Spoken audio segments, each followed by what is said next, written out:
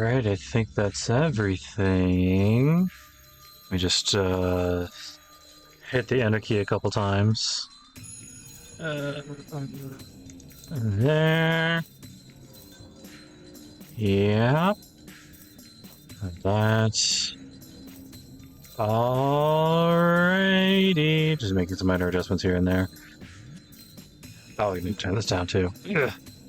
I swear I prepared for this today, guys. How we doing, everybody? I'm paying for my poor time management skills, but we move on. How's everybody doing? Hey, hi, it's Tech Drunk. How you guys doing? Today is going to be a big, long one. In fact, it's going to be a two-parter. I know it is. I can feel it in my bones. I don't want to kind of faff about any further than I already am currently. So I do have some notes to get through, and then we can start. And first of all, these are all not as much changed about the last day as I thought it might, but things that did change were kind of a lot. Usually I have kind of like a big important thing over in the bottom left-hand corner to, you know, kind of signify what happened last time. Kind of I'm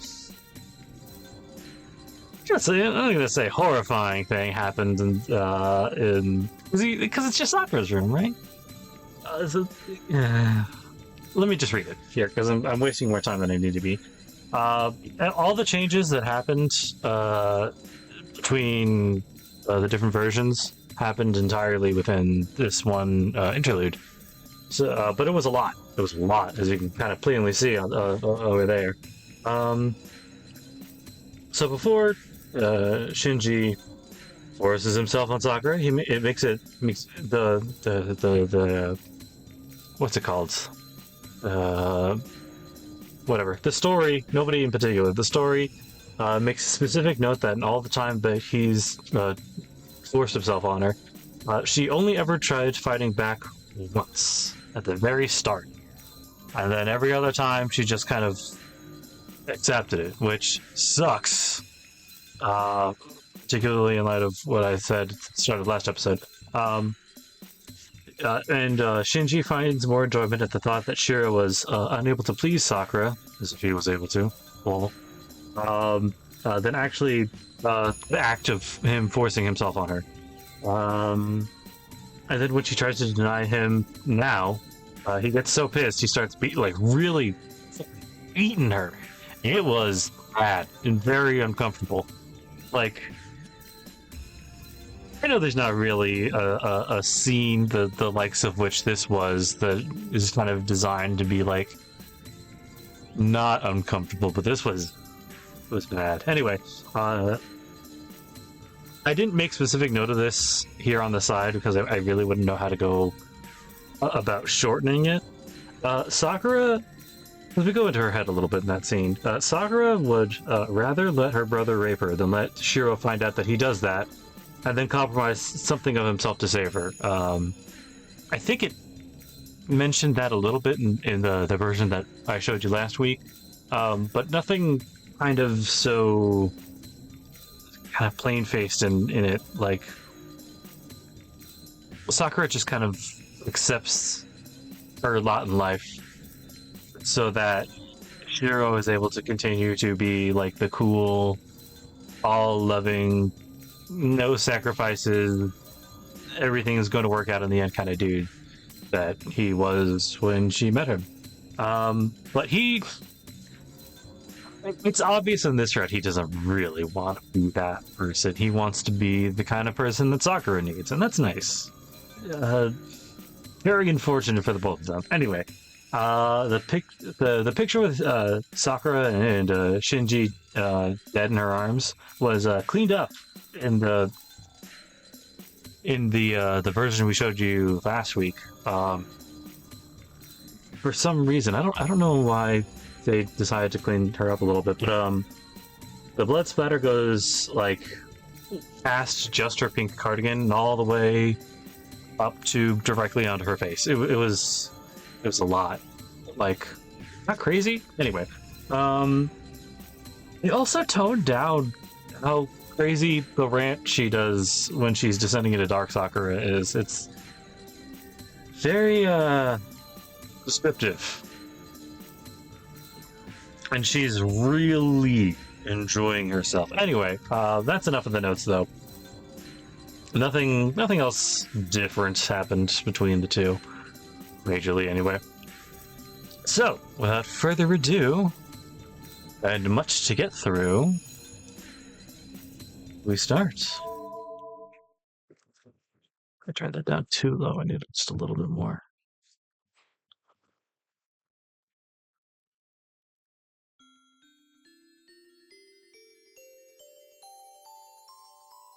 Let's make the final decision. The outcome of the battle is decided.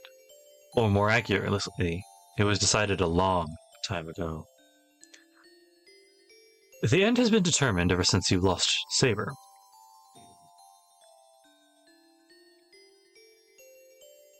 But Shirou, to oppose that thing, I don't remember who's speaking, to oppose that thing is to go down the most difficult path. Please keep that in mind.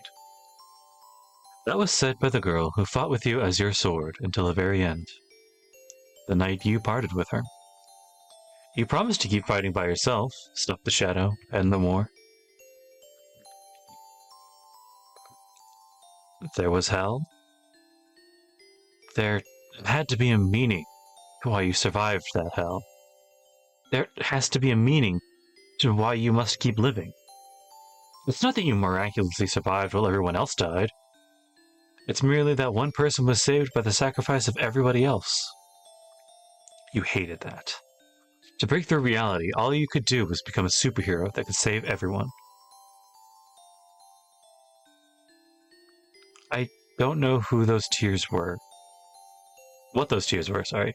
He destroyed the Holy Grail, denied his battle because it was wrong, and frantically searched for any survivors.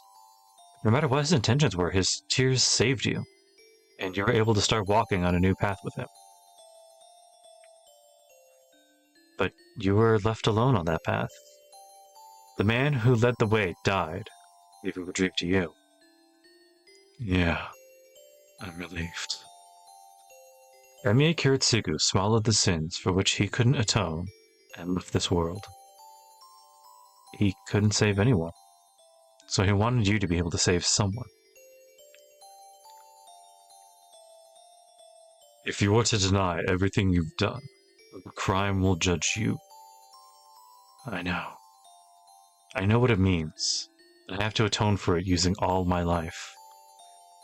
I killed the me that I believed in for 10 years. The me that was killed will feed on me. And this is the embodiment of that crime. The Saint's shield is useless. Archer's arm will eat away at me, forcing me to atone for my sins.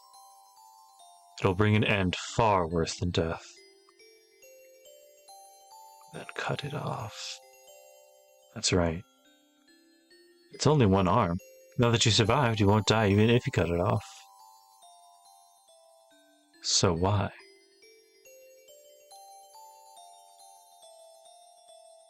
You know it too, right? You can't choose all, and you can only save one. A girl that longed for her father, but lived seeking revenge. She almost cried, but smiled, and swallowed her words so that we could live together. Saying we can't do such a thing. We can't live long together. So...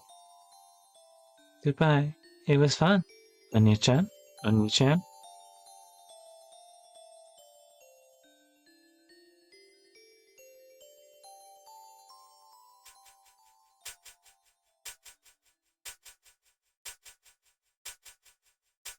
This is the final decision. Save Sakura. Bring back Emiya. All we wanted to do.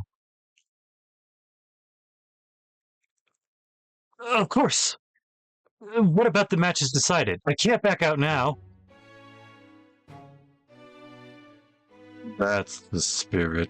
It seems there's no need for hospitalization. Kotomine? That's my lie. You and Rin were abandoned at the door.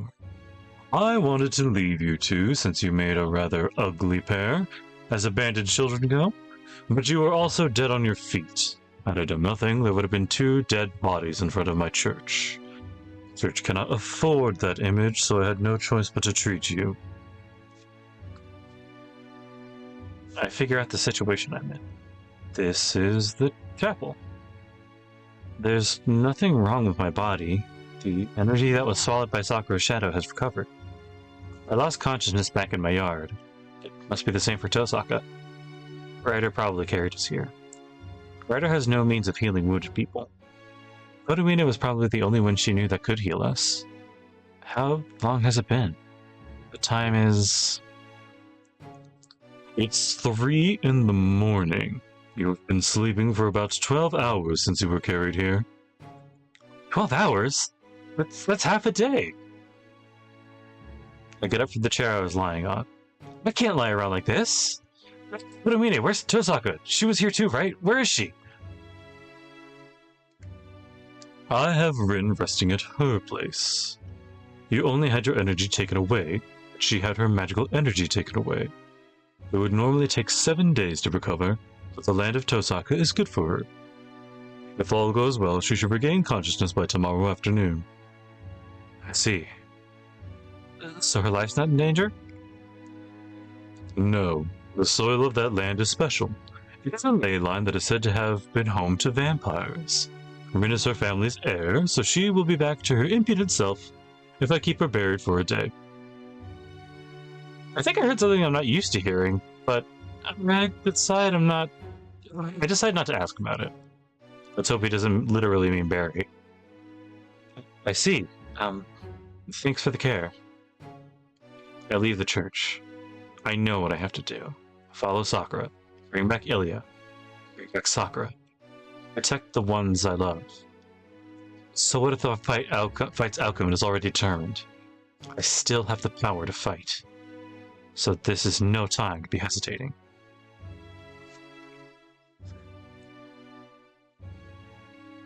There's no time. Can't waste time going back home to find a weapon. No. These people can't be fought with the weapons from my house. Sakura and Saber. Zoken an assassin. If Zoken's after Emiya, I have to assume all my enemies are at my destination. So where are you going, Emiya Shirou? I do not know the situation. It's obvious. Emiya went with Sakura to protect us. She said she'd go to the castle with Sakura if Sakura wants her formal dress. I don't know why she wants the formal dress, but they're likely heading to her castle. Formal dress. No, never mind that. Mato Sakura has become your enemy? Then the victor of this Holy Grail War is decided. It's irritating, but Kotomine is right. Zoken and Sakura. Sakura is obviously the superior master, but she can't disobey Zoken. I don't know what she's trying to do with Emiya, but it'll end once she meets Zoken. No matter how much Sakura refuses him, the crestworm in her body will control her. But hey, more importantly, why are you following me? Get away from me. It'll be too much for you alone. If Iliasville has been kidnapped, I cannot just watch quietly. I stop at the unexpected reply. What did he just say? Too much for me? So you're going to help me? Are you discontent? You will be fighting against the greatest force. Now that Rin cannot help you, my powers should be of assistance. There's no way I'm discontented. I'm happy for any help, but... Why? There's no reason for you to help me. Of course not. It's just this one time. Do not consider me your ally after we rescue Iliasvale. We can never understand each other. Then... It is simply for mutual benefit. Furthermore, they defeated all my servants. Is that not a good enough reason? There's no lie in his words. A lot has happened between us, but you never lied to me. I accept. Do what you want.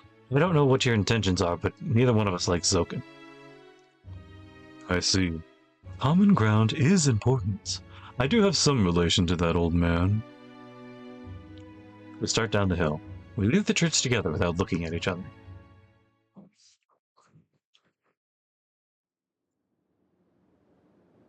Dawn has nearly broken when we reach the forest. Wait here. You may go home if we do not return by the time the date changes. He stops the car on the road near the entrance to the forest. Did you drive us here? If we do not return... Oh, okay. No, he's talking to the cab driver. What do you mean arranged for the car? Okay, there we go. So how are you going to help me? Our method of transportation to start with. After the conversation, Kotomine immediately prepared a car and driver. That alone's pretty helpful. It's past 3 in the morning. Not many taxis would allow a suspicious student out on the outskirts right now. It's possible that only the boy will return. That is not a good situation. Do not wait for me to and go back to town as fast as possible in that case. Kotomine gives orders to the driver. The driver nods silently, then opens the trunk. Emiya, take the weapon. What? He throws a big, long, thin object at me. Whoa, is this a sword? Oh. It's a slender sword. It's like a rapier. It's a sword made for thrusting, not slashing. The blade's a bit too thick.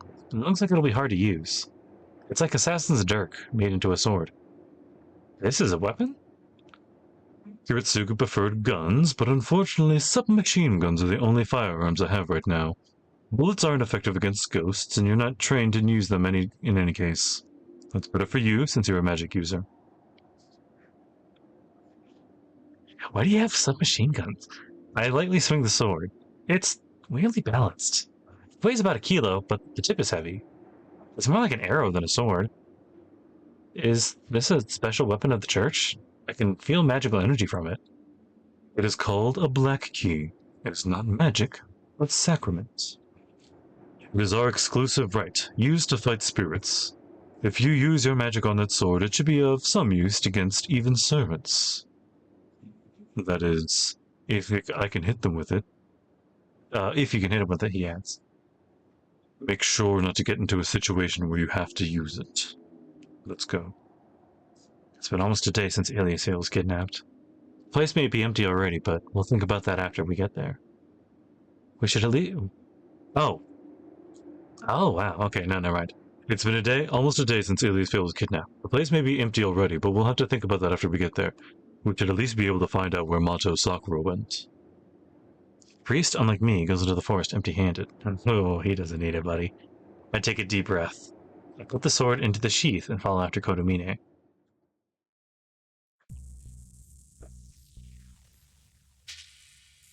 I take the lead. I use my memory to head to the castle. I couldn't reach it the last time I was here, but that's because I'm at Emiya, fleeing from the Black Shadow on my way to the castle. I check my left arm. I lost my arm at that time. I was almost killed by the shadow, and there wasn't a thing I could do about it. It's the same now. I have no way to match the shadow, even if I encounter it, and they also have Saber. Once I run into them, it's all over. If I'm to get Emiya back, surprise attack will be the only way. I'll rescue Emiya without Sakura noticing. Then... what should I do after that? What can I do to Sakura? How can I take Sakura back to my house? Hold on. Do not tell me you intend to bring Mato Sakura back. Well, of course I intend to. I want to save her. Don't even try. We cannot match Mato Sakura. That shadow. It will swallow us without giving us a chance to talk. You should know that better than me.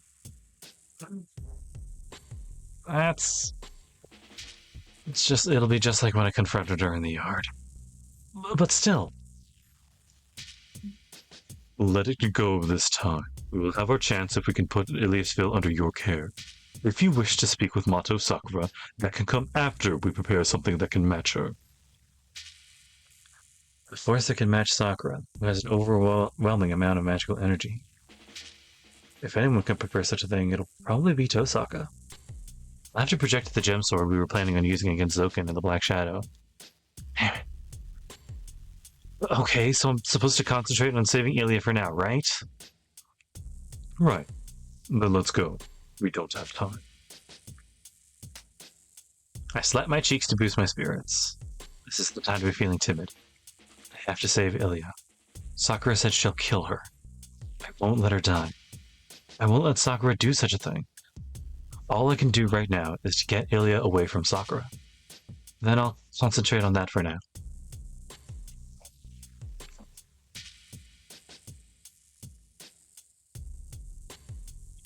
I emerge in a familiar place.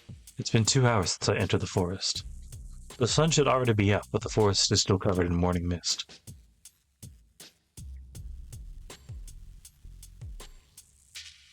She's here. The curse over this forest is definitely hers. But I mean, this is something weird as we keep running. The curse over this forest? Did he see such a thing? Kotomine, by curse, do you mean you can pick out Sakura's presence? It's more like a resonance. Well, I do not care. But if we are to fight Mato Sakura, I will retreat.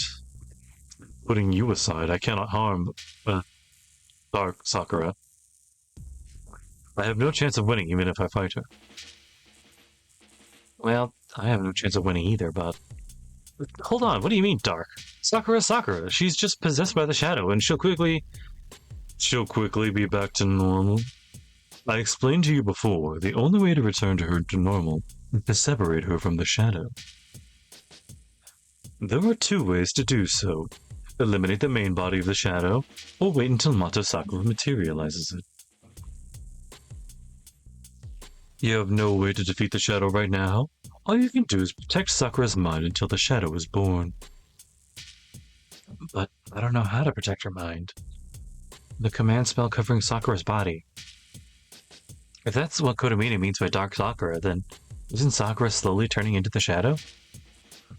Kotomine, when you talk about materializing the shadow, do you mean Sakura turning into it?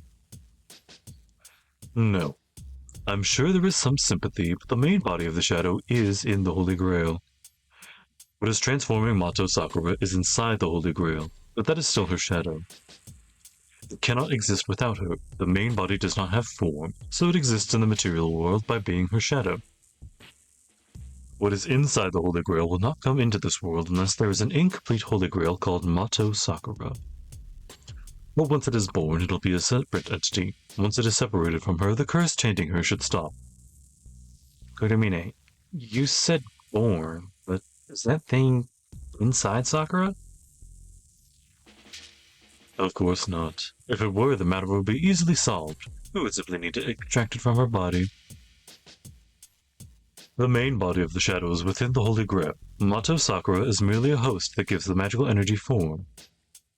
But Sakura is the Grail, right? What does that even mean? Are there many Holy Grails? Yes, I explained to you in the beginning. This land is a Holy Grail, and they summoned the Holy Grail into the Grail that people prepared. The greater Grail, the magic circle, and the brain that governs the rules of the ritual called the Holy Grail War, that is the Holy Grail on this land that Ainsburn, Tosaka, and Meikiri prepared. The Holy Grail in this land. All the laws, summoning the servants, making the masters fight, and calling down the Holy Grail. If the Holy Grail is man-induced, then it's obvious that it's also a man-induced cause. Then, if I find that large-scale magic circle and destroy it, I may be able to purge the shadow invading Sakura's body. Do you know where that is, Kotomine? I have a guess. Ask Rin if you would like to know the entrance. The Tosaka family are supervisors of this land.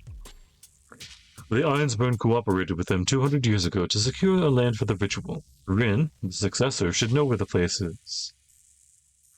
Rin also knows it, simply it does too. But That is all after we save Iliasvale. If Zoken obtains Iliasvale, she and Mato Sakura will be disposed of as the Holy Grail. Mato Zoken has no intention of using the main Holy Grail. For him, the two women are enough. Your idea of destroying the main Holy Grail is meaningless. Don't be stupid. I'm not thinking about such a thing. Really? I think that is the most realistic solution for you.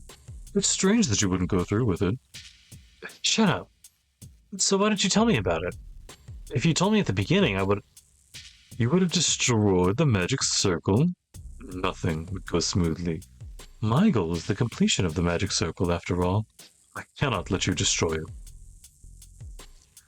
I told you that we will be enemies after we rescue Iliasville. My goal is different from yours. I am interested in what comes from Mato Sakura. No, what is trying to become her. Unlike Zoken, I have no wish.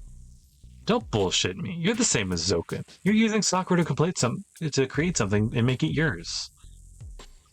Make it mine? Of course not. I have no interest in it after it is born. In any case, no human will be able to control it. What will appear is a phenomenon called hell. If Mato Sakura becomes that, I will die just like everybody else. What is that? This goal is just... Are you insane? You want to turn Sakura into such a thing knowing you're gonna die? Yes. My role is to bless whatever is born. That will not change, no matter what it is or what situation it is in. There is a life and a will to be born. I cannot oppose that. Emiya, if there is a pure wish in this world, it is the desire to be born. But what's in Sakura is... It is not evil. Humans can earn happiness just by existing. As they grow, they will learn of new happiness, of more advanced and complex pleasures. But humans are not happy at the moment of birth. An embryo does not have the knowledge to know what happiness is. Humans start from zero, learn what is fun, and learn what is right. The beginning is at zero. There is no good or evil. There is only the fact that it is allowed to exist in this world. Good or evil, the person's knowledge will decide that. If there is any responsibility, it lies with the environment and the self that raised you. There is no crime in receiving birth. That is why I will bless even the birth of a devil. That is why I have lived. This way of living is mine. Even if what Mato Sakura gives birth to is hell, it is hard to change my nature. I don't understand. I know he's serious. I know he'll die, but he's still going to bless the evil that'll be born through Sakura. I'll never be able to approve this man. But it's true that he's trying to save Ilya and release Sakura from Zoken's control. Thoughts that are in conflict. Lives that cannot coexist. But we have the same goal right now. I can trust you, right? I said we will be cooperating. I will trust you with my bag. I reply without hesitation. That's all there is right now. I have an ally that's better than anyone. I'll just think about rescuing Ilya and getting out of the forest safely.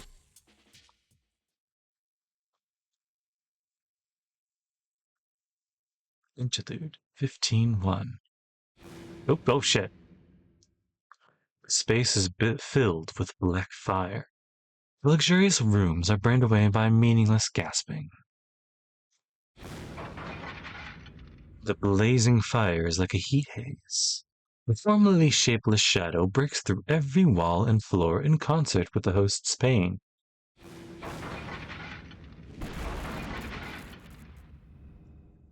The black heat haze dances in tune to the melody. Each time the figure at its center curls up, claws at her throat, and gasps in agony, the old castle's beauty is disfigured further. But this is nothing to grieve over. This desolate winter castle has been forgotten by everyone. Nobody has lived here, so it makes no difference even if it's destroyed.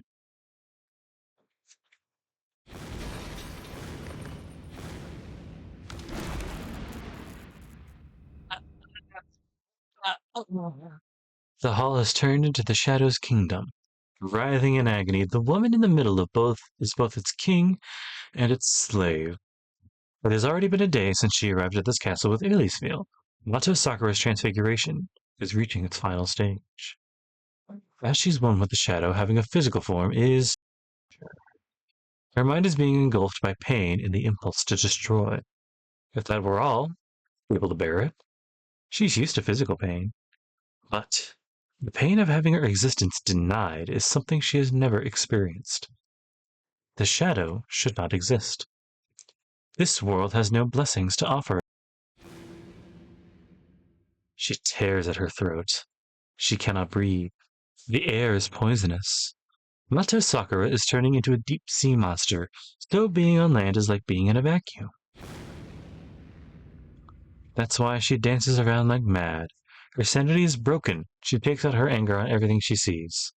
She keeps appealing to the unconcerned world about her pain. About her misfortune and her pain.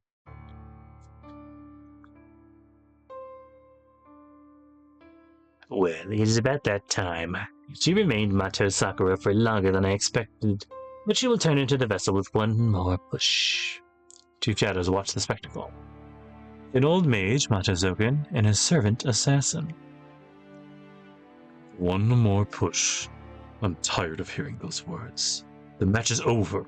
I am the only servant you need. Have her taken the remaining two. I know, but she does not try to kill the servants she has absorbed. I do not know if it is her shallow wit or cowardice. Saber and Berserker are still trapped within her. He should kill them, but she keeps them alive. Interesting. So Saber is not the only one? No, it is probably to keep me in check. But how thoughtless of her. The more servants she controls, the more magical energy she must draw from the Holy Grail. It is a supply of magical energy the Grail receives from the Greater Grail. But magical energy is not the only thing that flows into her. He's accelerating her transfiguration by letting the servants live. Her sanity will be lost, and she will turn into an ideal tool, even if I do nothing. The old mage laughs, watching the girl's suffering. There's affection in his eyes. He loves her. What he originally considered a mere experiment grew beyond his expectations to grant him his dearest wish, immortality. It'd be strange not to love her. So the old mage, Mato Sakura, looks like a beautiful bride. To the old mage, no matter how much she fights, she will be his in the end. Ugh. It doesn't matter even if she attains power, controls many servants, and retains her sanity. Their hierarchy was set 11 years ago. The old mage can kill Mato Sakura merely by closing his eyes and opening them again. But the white skull is different. He's the symbol of ill omen, the wind that brings death, so he's sensitive to those of his kind. The mage makes light of the matter, but will everything turn out well? The situation will not change even if the girl loses her sanity. She reacts to people with hostility. In that regard, she's already acting the way she will once her mind is lost. Mato Zoken is conceited. Even if she goes mad, she will not obey his command. Mage. There is a way to control her, yes. Her defensive instincts are excessive. Your voice will not reach her if she loses her sanity, and can no longer tell ally from enemy. If that happens, you cannot approach merely by hiding your hostility. She is the kind that will eliminate her enemies by foreseeing the result called her death.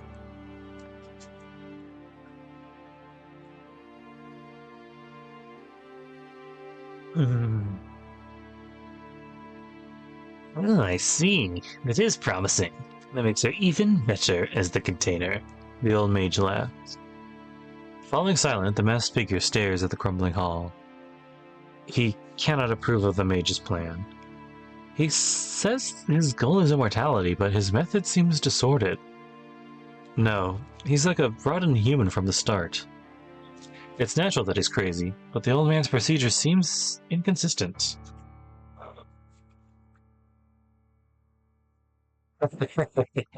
Did you hear that, assassin? She's begging for me for help now. Good, good. Feels like we're 11 years in the past. The pressure of being denied by the world itself must surely be painful, Sakura. But endure it. Your body can endure it. Remember all the days of pain and solitude over the last 11 years. For what did you bear the thousands of tortures? What did you give your body to the tens of thousands of worms for? That's right.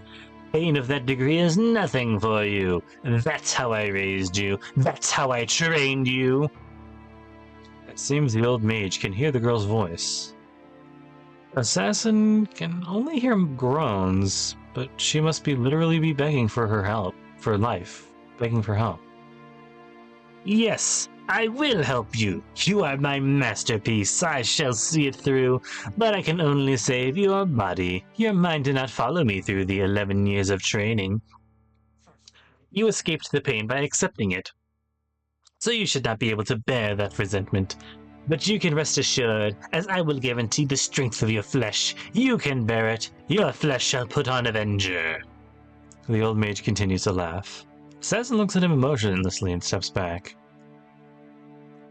Where are you going, Assassin? There's a slight possibility of danger. I need you here to protect me from her. I do not mind, but why are you concerned about the Black Holy Grail and not the White? Why are you letting the legitimate Holy Grail we obtain roam freely? Oh, that. Iliasville is cooperative. She exists only to open the gate, as is her duty. She does not mind what we do as long as her goal is achieved. Do not be so doubtful. The Holy Grail you desire is that girl, keeping your name in history and becoming the original. Your wish to be eternal through record will be granted by Ainsberg. Oop shit. But I need her to keep her original form. Homunculi are outside my expertise. You can let her be until I prepare the formal dress. So you will not force them, you say? But do we have such liberty? Of course we do. We have no more enemies. It was unexpected that Emiya's boy and Tosaka's girl were alive, but they aren't important. Nobody is foolish enough to fight after being shown that much difference in power. We cannot take it back if we rush things out of needless worry and allow Iliasville to die. It is her role to open Heaven's Gate. And we shall show... We cannot take it back if we rush things out of needless worry and allow Iliasville to die. It was her role to open Heaven's Gate. We shall show compassion and let her carry out her duty. Assassin? Stop. It seems that there is someone that foolish. At that instant, the white skull disappears. Assassin sensed the intruders and hurried out of the castle without hesitation. The enemies are already running outside. They have slipped through the unwary mage's guard and are about to exit the castle gate. Oh, so are you determined to die, boy? But he hasn't been careless. Iliasville cannot get away. Ainsberg's long-standing desire is in her core. The white girl will help him even if he doesn't force her. It's foolish to run away with such a girl. Even if they escape the forest with her, she will come to the land of the Holy Grail, the land of the origin. Ha! I have left her alone, but it cannot be helped now. It is your turn, Sakura. You cannot be saved without Iliasville. If you would like to be freed from that pain, go trample upon them without mercy. With a loud laugh, the presence of the old mage recedes. A shadow is cowering in the hall. The shadow that shrouds the entire hall has become a black swamp, in which two dark figures emerge. The girl no longer feels agony. It's not that she is accustomed to the poison now. It's merely that... I see. You came, senpai. Pleasure has surpassed her dark pain. So that priest's with him. How stupid of him. He came to be eaten? She raises a finger to the direction of the castle gate, direction the trespassers have gone, where they are running even now. Go. You can kill anyone but senpai. Kill anyone else, no matter who they may be.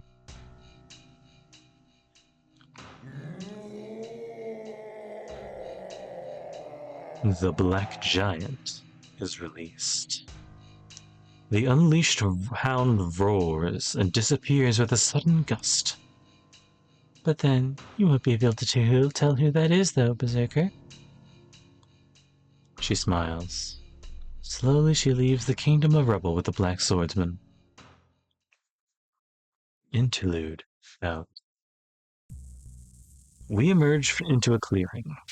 An empty circular space within the vast forest. The castle I saw through Ilya's eyes is standing there just like I remembered. There's no one around. It's strange that there's no watch anywhere, but I can't back out even if it is a trap. Kotomine, can we get up to the second floor from that tree? Even if they don't know we're here, it'd be suicidal to go in from the front door. It might be useless, but I have to do everything I can. Right. If we wish to sneak in, we should use a waterway. They aren't the sort to fall for such time-consuming methods. They will notice our intrusion once we enter the castle.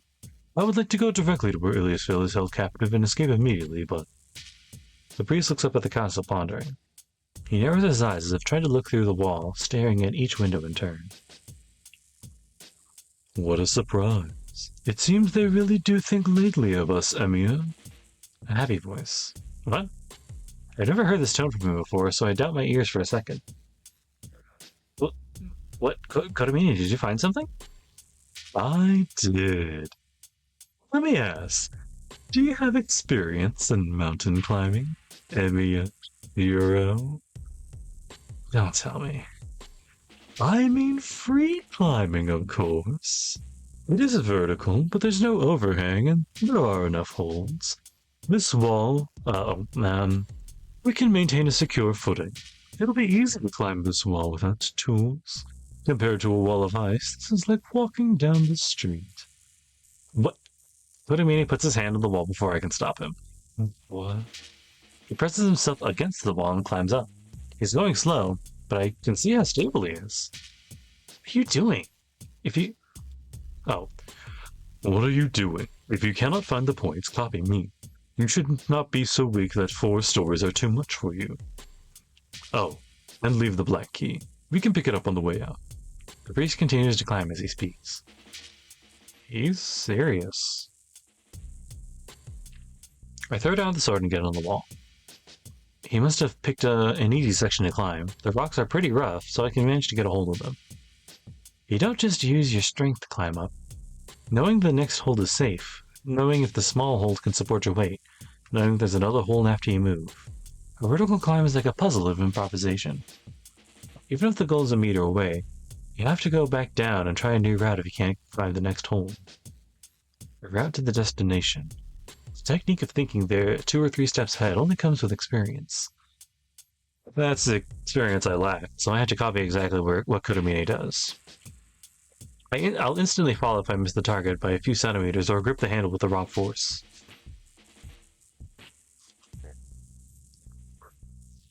I can't believe it. You let an amateur do something like this? I grumble as I climb up. It's ridiculous, but not totally reckless. Normally one climbs like this near the top of the mountain. The wall isn't the only thing a climber fights against. Just as the deep sea is a sanctuary that humans cannot violate, high places are also a sacred place. There's not enough oxygen above the altitude of 6,000 meters, and untrained people can't stay there for more than a few hours. Nausea, dizziness, brain edema from lack of oxygen, and finally death. It's a hell that gets worse the higher you go. An intense cold. Your bare skin would freeze, and even a slight scratch would turn into necrosis. Climbing is done in such extreme environments. Compared to that, merely climbing a wall is hardly impossible.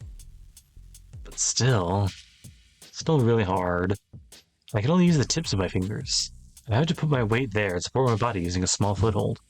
I can't keep up with them unless I've trained every inch of my body. Which I'm pretty sure you did. Hold on. She moved. I thought it was above, but it's actually below us, Emiya. Go down to the 3rd floor window and go inside. What? Are you crazy? I'm not a spider. I can't do such a thing. Kotomine, there's a window. How can I go inside? I don't care. Break through it. You're a fraud. If it weren't going to be like this, It would have been so much easier if we'd gone inside using that tree. Yes, but I wouldn't have been able to climb that wall. I jump into the castle. I break the window and jump in using the same motion. I grab the wall with both hands and swing my body in the window to kick my way in. I roll across the expensive-looking carpet. My body was falling when I swing my legs. If I'd kicked out a bit later, I would have hit the wall and landed back first on the ground. Ouch. I'd die if I fell on my head from the third floor. It's dangerous to kick the window and roll while scattering glass shards, but it's not worse than expected. Oh! Shirou? The instant I raised my head, all trifling matters escaped my mind. Emiya. I forget I'm in enemy territory. I recall what happened in the yard. Emiya told me goodbye with a false smile. Unbelievable. Why did you come, Shirou? There's nothing you can do now. Are you going to waste your effort again? A cold voice. Emiya puts on a cold face. I'm used to it. I'm used to seeing that face on her, but you still don't understand. You can leave Sakura to me. This is my duty, so you can just go home and... Idiot. Don't say dealing with the aftermath is your duty. Oh, wait, the other way. The other way around, okay. You still don't understand? You can leave Sakura to me. This is my duty, so you can just go home. Idiot. Don't say dealing with the aftermath is your duty. I slap her across the cheek, unable to forgive her. What? How dare you? It's not like a gentleman to slap a lady's cheek. I won't forgive you if you do such a thing to me. It's me that won't forgive you, idiot. I'd be punching you if you were a guy, you bad girl. I'm happy to be able to see her, but I'm really angry. What? I didn't do anything to make you mad. I went with Sakura to fulfill my role. It was the best decision I could make, so you don't have the right to complain. Shut up. I don't care about that. Look, I don't know about your role. I just came to bring back a bad girl who ran away selfishly. I won't be tricked, no matter how much you bluff and pretend you were right. You're all right. I'm gonna take you home as long as you don't want to be here. Who's bluffing? I'm not hating it. This body is made to be a Holy Grail. I don't like becoming a key for them, but if I can use the power of the Holy Grail, Sakura will... That's called a bluff, idiot! Look, I don't care about the Grail. Emiya is Emiya. If you want to stay as yourself, just ignore all this. Don't sacrifice your life for someone else. She looks away. She bites her lip and... That goes for you too, Shirou. Remember something I can't hear. Fine. Let's say I don't like this whole thing. What about it? We can't beat Sakura nor run away from her. It's impossible to get me out of this castle. That's why Zokin's let me roam freely. He'll overlook you for now, but you won't make it out the forest if you're with me. Her red eyes reject me, telling me to go back. Oh, geez, folks, what are you thinking? I don't know. This one looks, but this one's more in character now. But this one feels like it's necessary. I'm still taking you home. I'm not going back by myself. I don't even need to think about it. There's no alternative in my mind. Emiya just stares at me in surprise. I take her hand. Let's go, Emiya. We'll go home before they find us. I pull her small, light body, and start to walk. I'm stunned. Anything I say to you is useless. Emiya starts to walk without resisting. Really, there's no way this will turn out well. She happily closes her hand over mine. What are you waiting for? Then, what do you mean he jumps through the window I broke? What do you mean, eh? Emiya pulls her hand from mine and stands on ground. Oh, wait, Emiya, he's on our side. We're cooperating. Just this once. Made a quick team. What? No way. You're working with this guy? Shirou, you can't. We can talk later. Let's go outside before they catch up to us. He moves in an instant. Kotomine grabs Emiya's arm and jumps out the window against any hesitation. What? Emiya! I dash out the window. Kotomine's already landed. Emiya in his arms. At once, she shakes off his grip and slaps his face. She hit him so hard I can hear it from up here. This isn't the time to be amazed. So he wants me to jump? There's no time to hesitate. I can manage this height if I land properly.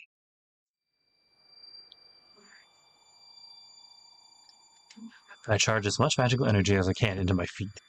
I can't strengthen my own body, but this should soften the landing. Right? Oh, fuck! Or not! Oh, oh, oh, I jumped down 20 meters and rolled the instant I hit the ground. It's only the 3rd floor, but the 3rd floor of a castle is really high up. In a normal house, it'd be somewhere around the 8th story. Jesus fuck. That hurts! Oh, I thought my brain would pop out. Damn, my feet are so numb I can't even stand. But I'm lucky that it's pretty grassy here. If this were asphalt, it would have broken my legs, and then I'd never be able to escape. I'm surprised. You're tough, Shirou. Indeed. It is amazing you jumped from that height without using any magic. Are you suicidal? The two stare at me. Setting Emiya aside for the moment, Kotomine's comment makes me forget about the pain. Shut up! I had to do it because you jumped. I don't want to do that ever again. You'd only break your leg, and I almost fainted right when I started the jump. But you have no injuries. You have no right to complain. But it is certainly a surprise. Why did you ever consider jumping from that height? Even a mage would not think about jumping from that height without using a spell. Slow fall, maybe? Well, I was left behind, and since Kotomine jumped with Emiya, I thought it'd look bad if I didn't do it too. Comedy music. It's not Shirou's fault. March is influencing his mind as well as his body. That's why his body's so tough. He thought he could handle the drop that way Archer could. What does that mean, Emiya? I see. That is reliable. Please demonstrate that strong attitude during battles. Here's the sword. He throws me the sword I left there. Oh. You can run, right? Our lives depend on it now. Kotomine turns to the castle gate, telling me there's no time to talk. And in challenge to him... Hey, let me try. It's gonna absolutely fucking tear my throat up, but I've wanting to try this for a while. An odd sound shakes the winter castle. I thought so. You kept in this world, eh, Sakura? Ah, fuck my throat. I was right.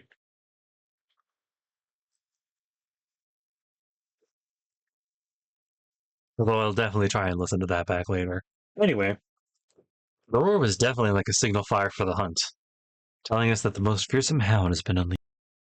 It's like a death sentence placed upon a fleeing prisoner by an honorable yet ruthless lord. Berserker. 1 second.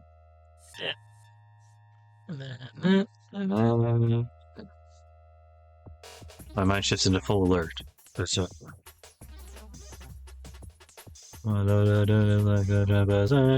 hear the name that embodies danger, and every last ounce of composure is squeezed from my body. Kotomine, we'll retreat. We can do nothing even if we fight him. We will be killed once he catches up to us. Kotomine leads the way to the castle gate. Don't look back, Emiya. Forget about him. Berserker isn't like before. I take Ilia's hand and start running. We can't be holding back now. That mad warrior is after us. The only way for us to survive is to run with all our might for the whole 3 hours to the forest's edge. Jesus Christ, running for 3 hours straight. It's hard to breathe. The darkness I can't ignore no matter what is overtaking us. I run through the forest. I still don't see anything behind us. All I hear is the sound of raging wind. The pursuer is not a hound, but a huge monster. But he cannot slip in between the trees like us. He instead follows by knocking aside whatever blocks his path. It feels like we're being chased by one of those heavy drills used for digging tunnels. I feel like there's a black wall bearing down trying to engulf us. I can't run that fast! Slow down to Ilia's pace. This is bad. The enemy's speed and ours are about the same. It's up to us in a minute if I try and run while carrying Emiya. No, I'll stay here, so escape by yourself, Shirou. He hasn't caught up to us yet. Get on my back. One little girl's weight is nothing. Idiot, that's not true. If you do that, he'll be on us in no time for sure. What should I do? Should I carry Emiya and run, or will I fight the monster? And I can't even match Assassin. Fighting one-on-one against the strongest servant with this borrowed sword?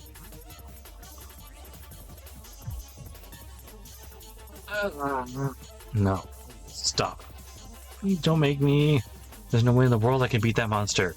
I'll try and stop. Definitely kill me. The moment I face him, my body will be sliced in half, my torso crushed by strength like a machine, all while I'm still conscious, and... There'll be no need for that. I will carry Ilias Veil. What? We both turn around. I don't even have time to be surprised. Kotomine walks over to us, picks Emiya up, starts running. Whoa, he's fast. Kotomine's got a good build. With his height, he should be able to easily carry Emiya and run. But we're in a forest. Even though the ground is uneven, trees are scattered everywhere, and his arms are full, he's not slowing down. Kotomine! I run full speed after him. We're at equal speed now. Kotomine is carrying Emiya while I'm running without any shackles. In a forest where we might trip at any moment, we run at a pace of 100 meters per 7 seconds. Jesus Christ. Oh, heart's beating rapidly. It definitely isn't normal. I'm running too quickly. It's not possible for a human to run at almost 50 kilometers an hour through this terrain. My left arm throbs. It feels like my left arm expanded beneath the cloth. This probably isn't what Emiya was talking about. Virtual battle experience isn't only flowing into me, his physical ability is flowing into me now. Oh, this is probably what Emiya is talking about. An overdose of strength-enhancing drugs. The poison seeps into my body, letting me demonstrate abilities beyond my limits. That's fine. Even if this may be contamination too great for a Geiger counter to measure, I appreciate it for now. Kotomine is different. I don't sense any uses of magic or leak of magical energy.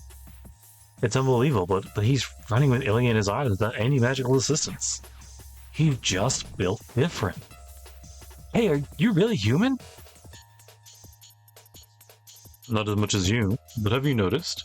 We can get away if we maintain this speed, but he cannot go through, see through his eyes. Can't see? That's the only reason I can think of. He's faster. The trees in this forest are like pebbles beneath his feet, but he's yet to catch up to us, which must mean something's wrong with him. Kotomine plainly talks. I don't know why he's talking about this with such disinterest, but we can manage to get away, so it all depends on our cardio? No. Seems things will not be that easy. A voice filled with hostility. If I'm able to tell what he means. Oh, shit. Assassin! My left arm writhes. This is a cool scene. I know what I'm making of my setup later. I see a white skull. Assassin slips through the trees beside us as if laughing at our attempts to escape. By the time I realize how much trouble we're in, it's already too late. On the other side of the trees is Assassin, raising his left arm over his head, and... That's the Dirks! Yeah. Someone parries it before it can pierce my skull. I gasp. There's only one person that can do such a thing. Kotomine is still carrying Emiya. Parried the attack that was fired without any indication. He is simply built different. Annoying. He never appears when your hands are free, but he shows up as soon as you're preoccupied. Kotomine slows down. The priest frowns and glares at the black assassin keeping in pace with us. Kotomine? I'll leave Emiya to you. I shall take care of him in turn. I'm a priest after all. I have experience with exorcising evil spirits. Kotomine stops and lets Emiya down. What? Are you serious? I pull the bewildered girl towards me. At the same time, 3 daggers are fired like bullets. Kotomine! Yeah, he has his own. It's sharp, but it's too direct. The course of the attacks are too easy to read for an assassin. I doubt my eyes. Assassin fired 3 sword flashes. Priest easily knocked them all aside.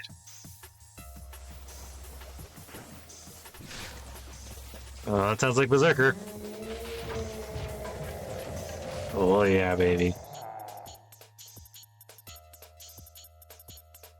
Berserker. Just hearing it makes my throat, like, itch up.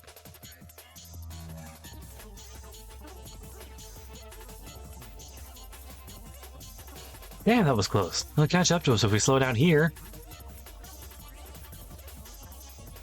There's no time to be indecisive. I need to get ahead with Emiya. It's fine, right? I'm leaving, Kotomine. That's what I am telling you. You do not need to worry about me.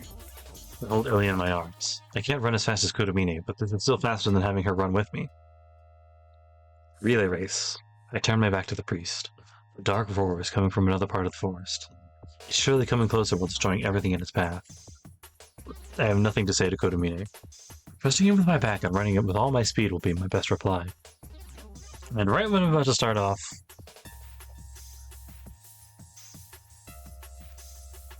I don't know who's talking. Emiya, do not kill. Emiya, do not kill the person if the one you saved is a woman. Having her die in front of you hits you pretty hard. The priest says something strange, his voice heavy with self-derision. Do not kill the person if the one you saved is a woman. Having her die in front of you hits pretty hard. Huh? It's just a meaningless warning. Hurry, if your only pursuer is Berserker, you should be able to escape. The rest of this fight is up to you, Emiya Shirou. I nod and start off. Their shadows recede into the distance. His back is so far away. I have a bad feeling. I think we'll never see each other alive again.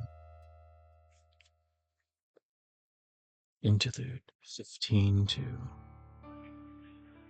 It's a bit abrupt, but driving away evil spirits is not a priest's duty. The priest preaches about the teachings of God, but doesn't drive away evil spirits. Their God is one and absolute, supreme and all-knowing, a spirit that created the perfect world. Such a God would never allow evil to disgrace the world that he created. But evil still exists, corrupting men and tainting the world.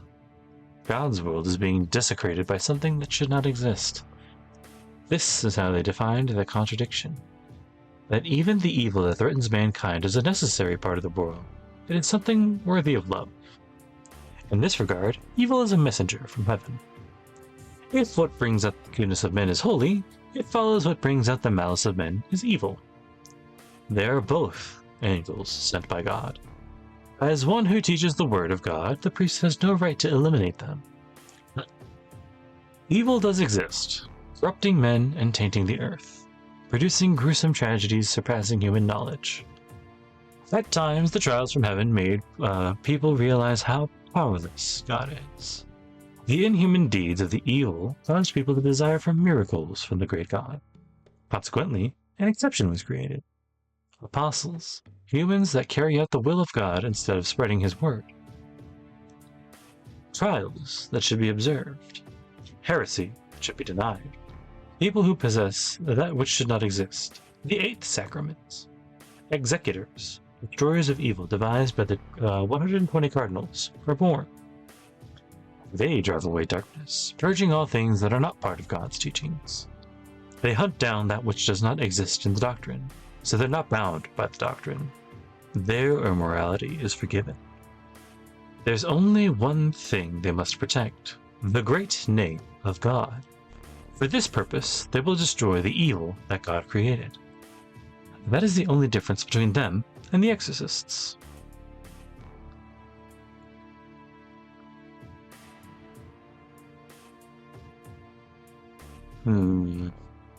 Okay. Executors, eh? I hear the church teaches to be frivolous as the pigeon, yet adaptable as the snake. I see that you are no exception. Oh.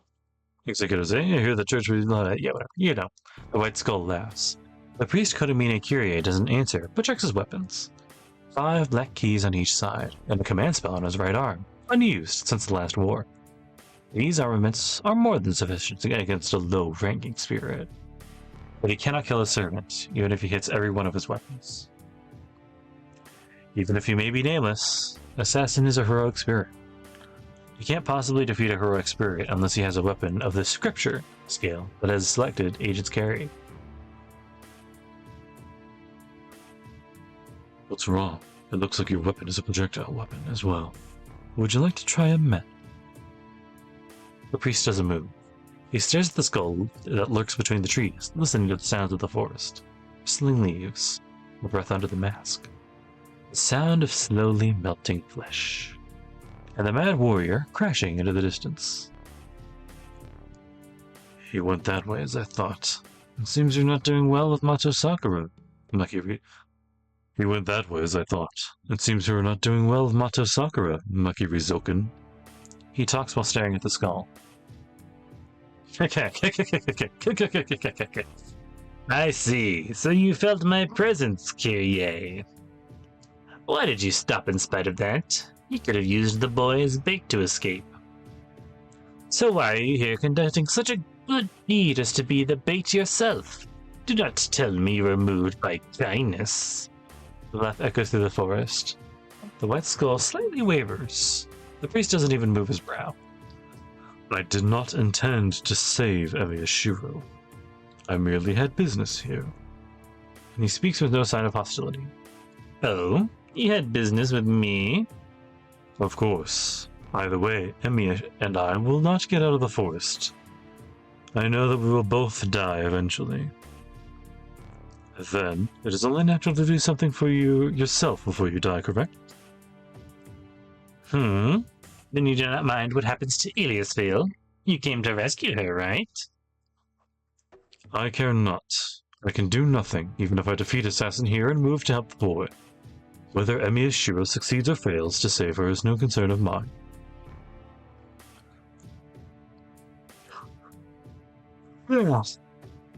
He holds 3 black keys in his hand. The priest stares at the skull in front of him while holding the swords in fan form. Oh? Then you stayed here because... Yes. I must keep Iliasville from you, or... The hostility disappears. The white skull melts into the forest without a trace. Or kill you here. The blades run. The sword held by the priest and the daggers flung by Assassin clash.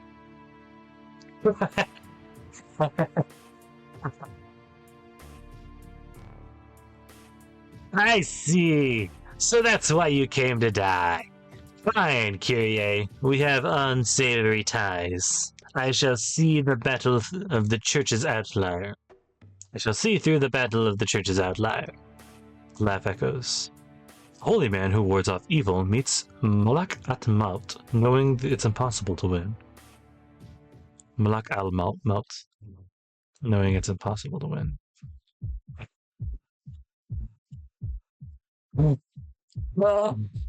I run through the forest with Emiya in my arms. I can't turn back. It feels like black wall would be behind me if I turned back, which would kill my spirit to escape alive. I don't have energy to waste on that. He'll catch up to us if my resolve wavers. I'll catch up and kill us both.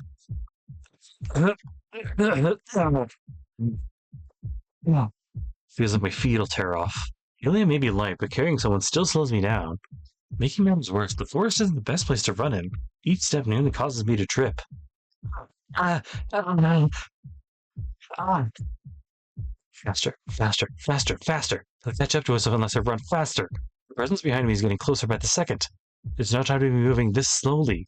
I'll have to run faster. Run fast like Kotomine and run away with Emiya. My heart feels like it's about to explode. It's painful. I can't breathe. The muscles in my legs are about to tear apart and my bones are screaming to break. It's painful. How long have I run for? I'm frantically running through the forest with Emiya in my arms. I've covered 5 kilometers already. Then again, I'm so short of breath, I can't think, so it might have been twice that. I ran full speed without slowing down.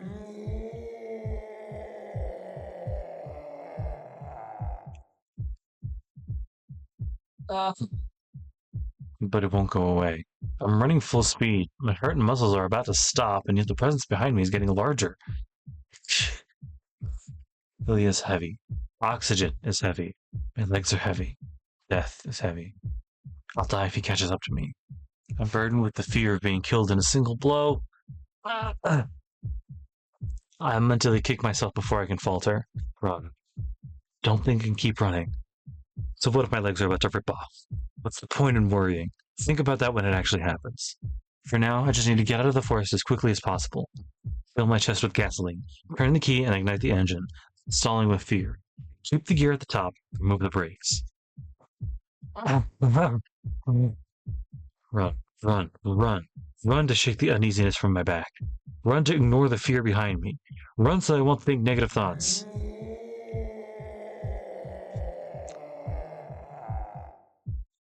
Shut up. Don't yell in my ear. My eardrums are about to burst just because of my breathing. I can't spare the effort to listen to your loud voice. No, stop, Shirou! Emiya screams in my arms. My mind reacts to her frantic warning before my body does. I stop. My feet slide to a halt in the dirt and I put Emiya down on the ground. Trace. I raided the sword I had on my waist and created a magic circuit at the speed of 200 miles an hour. On! Nothing comes to mind. My analysis of creation concept, analysis of basic structure, modification of creation concept, reinforcement of basic structure. To the instant I manufacture everything without even thinking about it. I resist the impact with all my strength. The whirlwind comes from the side. The pursuer has attacked us from the side, smashing away all the trees in his way. I am sent flying. All it took was one blow. The black key, which I strengthened to be as strong as diamond, is bent like melted candy. The impact goes from the sword into my body, permeating damage from the tip of my head to my toes. I'm flying. The attack I made with all my might was deflected like nothing. I'm no match against him.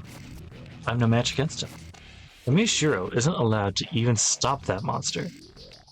My body's floating in the air. No, I'm flying. I'm like a lance thrown, hurled hundreds of meters by the impact. I might fly back to the castle. That's how much stronger he is. Escape is impossible.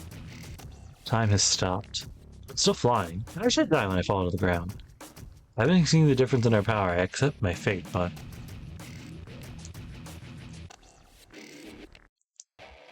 No way. No, Berserker. I see Emiya crying in disbelief with the black monster in front of her. I frantically reach out. I stop my flying body by hitting myself against a tree.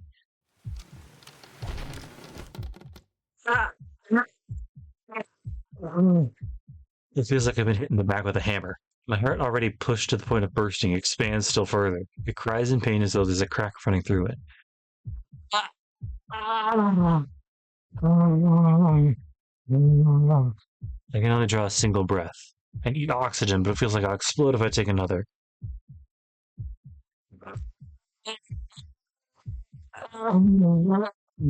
But my body moves. A single breath gives me the strength to run. I use all of my magic circuit to move my muscles and... Hey, what's wrong, Berserker? It's me. Can't you tell? Entranced, Emiya doesn't move. She just calls out in a weak voice, trying to deny the unrecognizable figure before her. Woof. That's the Black Enemy's true identity. Kotomine said his eyes can't see. He's right, but it's not accurate. That servant has no eyes, nose, or mouth. I can kind of see a mouth, but whatever. His glowing red eyes are there to emit hostility. His body is covered in black mud, and the wound he received from Saber is left alone. That's something completely different. Engulfed in the mud, he's a monster who can only destroy. He doesn't even see who he's attacking. The Mad Warrior can't recognize Emiya's figure, let alone mine.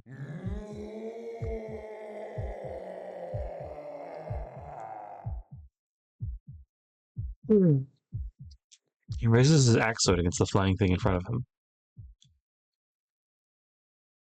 Interlude 15:3.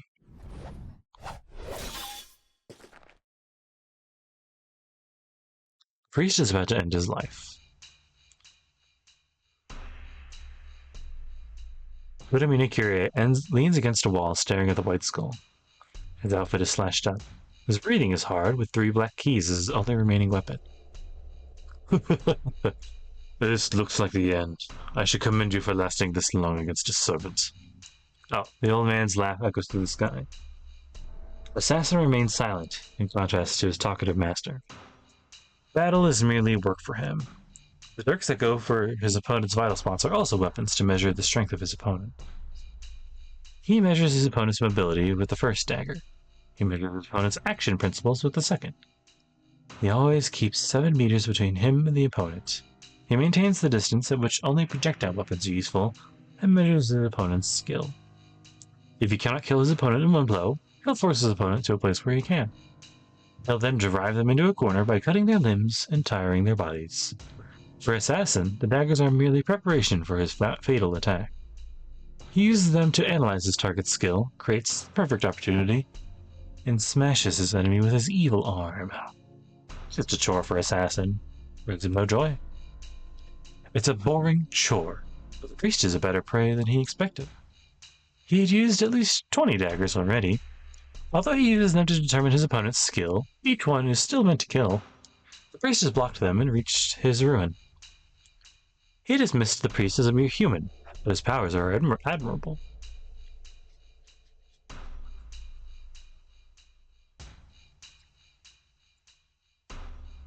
So this is it. His energy is drained. Priest leans against a wall and stares at Assassin. He has 3 hidden black keys left. The 7 he threw were all dodged. But then this is the end. Show him some grace, Assassin. The skull wavers. The Assassin fires the daggers without motion, aiming for the temple, pancreas, and diaphragm. The priest challenges the lightning flashes with his black keys. There's a term called fatal attack. A move that'll kill, a move that will determine victory. This is it. The 3 daggers are a feint. Kotomine and Kyrie will die the instant he deflects them. Die. The wing flaps. Cursed arm. The one-winged spear is developed. It is an unavoidable attack. Assassin knows the priest's capabilities. He knows this prey is tired and wounded. That is why this will kill. The prey should prevent death from the dirk. But that'll be all. Even if he saved up his energy for a counterstrike, his body's incapable of carrying it out. After repelling the 3 daggers, all the priest can do is jump sideways. And only 3 meters at that. He cannot escape this arm. The cursed arm stretches out. The priest has no fear. He's prepared for it. He knows that the daggers are feint, and the cursed arm will strike him the instant he repels the daggers, and then there's no way to avoid it. No matter what he does, he will die. That is why. Set. The only thing he can aim for is a double kill.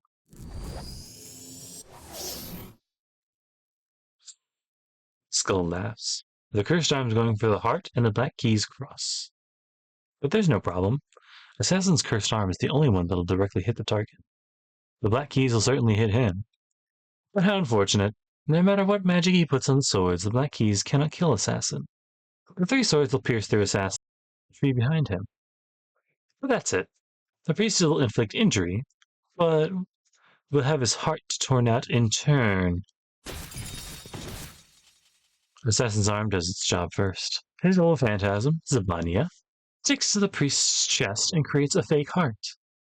But he feels no solid response. The man's heart gives no reaction, as if it's empty. What? At that instant, the impact hits him. The 3 black keys hurl Assassin backward, nailing him to a tree. What? There are 2 surprises. One is that the black keys have sealed his movement, and the other is... Impossible. Why are you not dead, Kyrie? The priest's black outfit flutters through the air. He jumps. The inhuman action is like a cannon firing. Amassing his strength and releasing it, he covers 10 meters in an instant. Up to the trees above. He instantly sees the head of Mato Zoken, the one who has been observing the battle. What are you doing, Assassin? It does not need to be said. His bodyguard is sewn into the tree by black keys. To Assassin, this is really only a scratch. But the holy nails make it impossible to save the old man. I will kill, I will let live, I will harm and heal. None will escape me, none will escape my sight. Why challenge an enemy he knows he cannot defeat? It has always been his announced intention. Damn you! Be silent, you'll bite your tongue off. The priest grabs his head and drops to the ground. Be crushed. I welcome those who have grown old and those who have lost. Devote yourself to me, learn from me, and obey me. Rest. Do not forget song, do not forget prayer, and do not forget me. I am light and relieve you of all your burdens. He shows no mercy. Oh, is he purifying his soul? Wait. Priest smashes the old mage's body on the ground, crushes his bones, and slams his head against the wall. Maybe I spoke too soon. I see you would kill me. Very well, do as you wish. What will that change? Do you think your wish will come true? Do not pretend. Retribution for forgiveness. Betrayal for trust. Despair for hope. Darkness for light. Dark death for the living. He walked, leaving a smear of blood across the stones as he goes.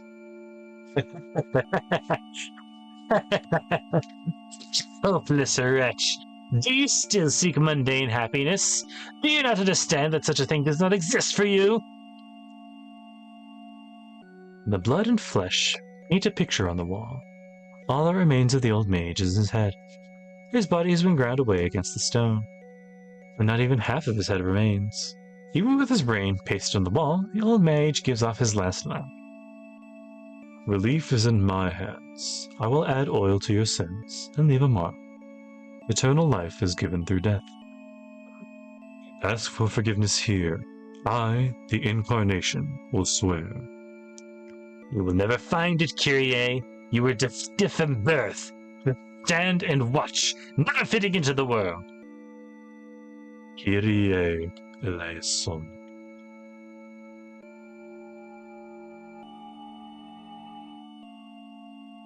The laughter is cut off. The shape can't be seen by human eyes. Withered away. Baptismal chants. Within the systematic basis of their magic, the teaching of God are considered the greatest weapon against spirits. The key of providence that eliminates wandering souls, sublimates the wish of the 500-year-old mage with great mercy. Interlude. Out. Time is stalled. No. I don't want this, Berserker! Emiya pleads to the giant. But he doesn't even try to figure out who's talking before he swings his sword. Emiya! I run. I was flung about 10 meters. The distance is nothing. I'll definitely make it if I run. One breath. The blood, drugs, and propellant running about in my body are like a jet stream, and the igniting thought is like a flash of lightning. I step in. My body feels light. Time seems to stand still. I'll make it. Definitely make it. But even if I do, I couldn't do anything with the black key. I couldn't match him. So I search, retrieve, and create it. What can beat him? What can match him? Clear. It can be nothing less than the sword he carries. I block it. Projection succeeds as a matter of course. Crack. Crack runs through the axe sword I projected. At the same time,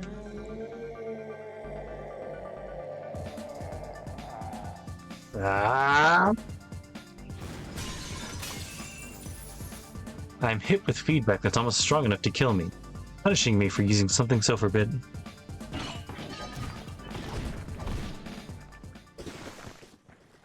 I'm flung away.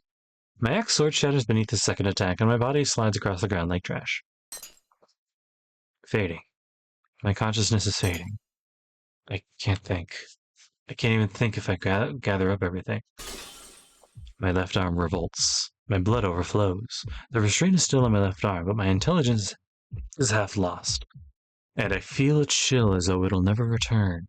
The ominous feeling will turn out to be true, and I'll start losing what I value the most. I'm enveloped by a rushing wind. Intense light. I lost it. I lost it. I lost it amidst the agony. I can't find it even though I search. My mind turns into a grain of sand within a desert, lost to everyone, drying up, drying up, drying up, drying up. Shirou, get yourself together and find yourself. There's Emiya. I'm on the ground. I'm about 10 meters away from the black giant. His red, glaring eyes look around as if trying to find me. My consciousness returns. There's no time to be on the ground. My body still moves. The only external wounds are scratches from the tree branches. It's just pain. My tongue tries to grasp for air. There isn't any oxygen in my body from all the running, so I want air. That's all. What's important is inside my body. I don't really want to know what condition it's in, but I can still fight.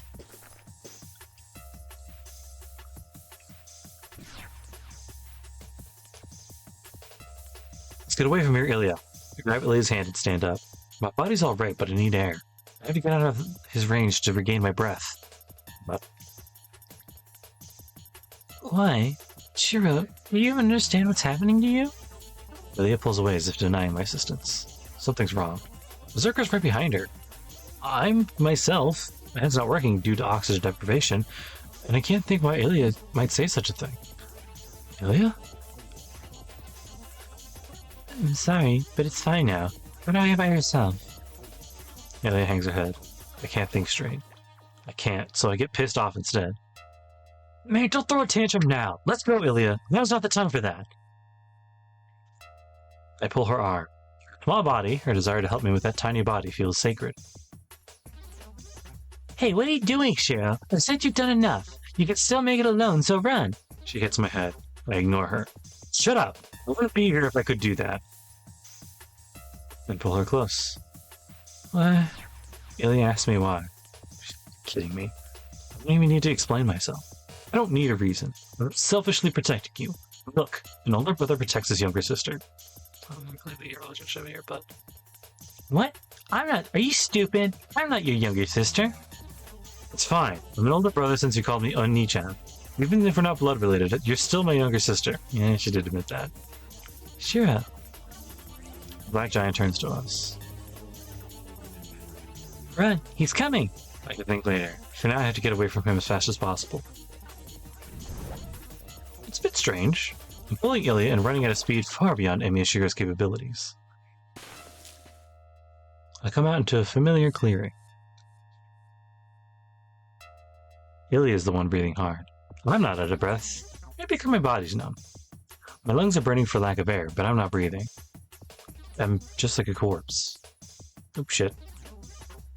My heart's gone on strike.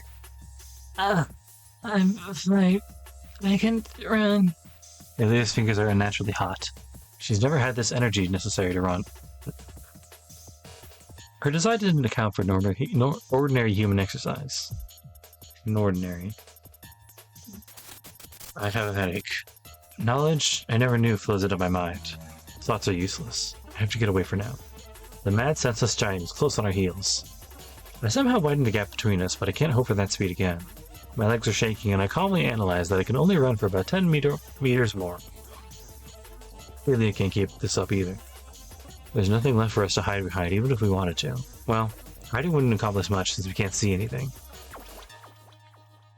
Perfect. But we're fortunate. There's a crater. It's a scar on the earth made by Saber's noble phantasm. This way, Ilya. I take Ilya's hand and jump into the crater. The trench easily holds 2 people.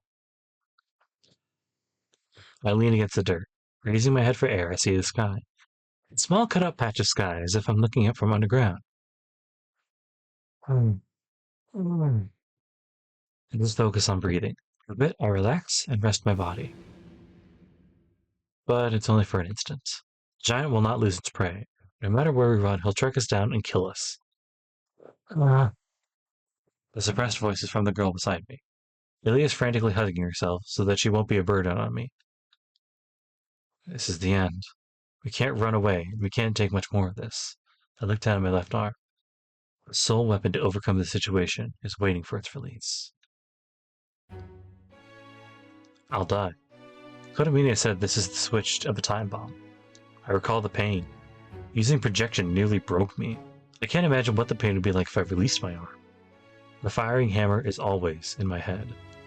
Untying the red cloth is the same as putting the gun in my mouth and pulling the trigger. Once I remove the cloth, the firing hammer will go down. My brain will splatter out the back of my head, and everything will end there.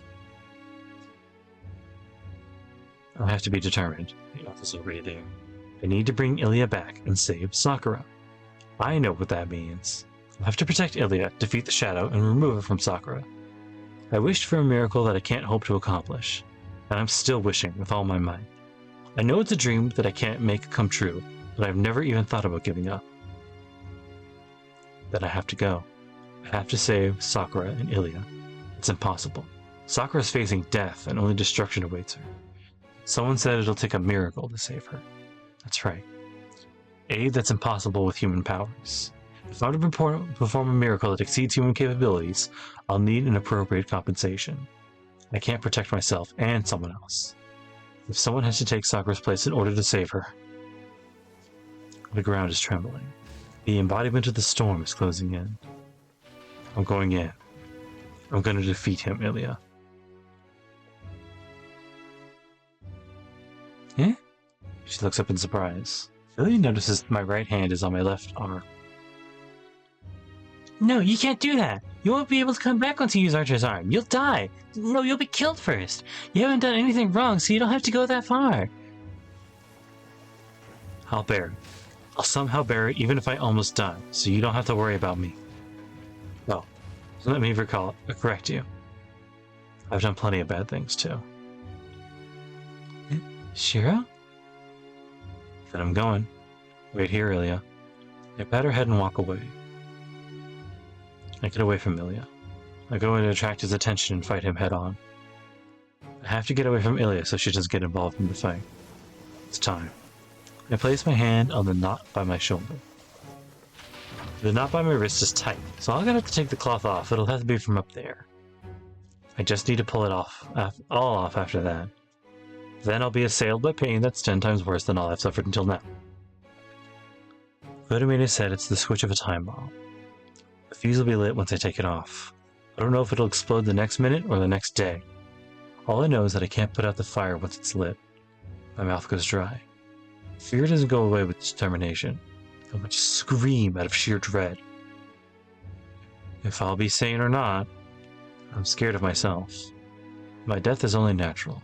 I'll be killed even if I stay here. I'm going to die either way. I choose the method that'll keep me alive longer.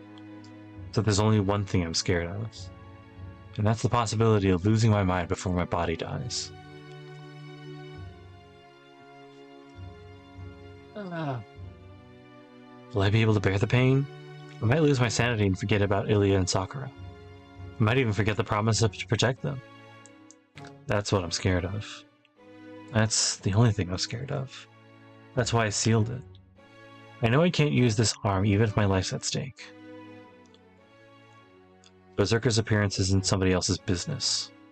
I'll be like him if I give in to the pain and lose my mind. No, the fear will always be with me as long as this arm exists. This arm is the embodiment of a nightmare that seeks to kill me. But why did I keep this arm in spite of that? Then cut it off. There's only one reason. This arm exists to be used, and he entrusted me with it because it will be needed. He said I'll be judged by myself. Emiya said I haven't done anything bad. Yeah, that's good enough. The atonement lies here. I betrayed myself and sacrificed many lives. There's something I can't give up, and that's why I continue to live. I put my hand on the red penalty. Live or die. I take a deep breath and rip the cloth.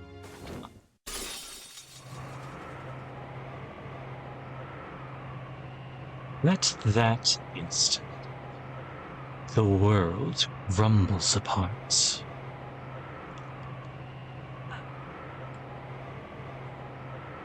Blowing despair. A strong wind that's going faster than 100 meters per second. A fierce wind that doesn't allow the existence of living things, let alone allow one to stand up. Therefore, it is not a wind. It's steel, and my body's crushed by the pressure. Oop shit. My eyeballs are squashed. My back sinks into the wall. I can't lift my hand or fingers. My blood flows backward. My mind is bleached white. There's no pain. Feeling pain and enduring are too human-like to happen here. I'm melting. I can't even groan in protest. There's nothing. I have no way to fight it off. I have to move forward, but I can't move a finger. I'm melting into whiteness. My body and mind passively crumble apart. Go forward. Why am I here? Keep going forward. For what am I here? Go to the other side. Why am I fighting? Pass through the wind and move forward.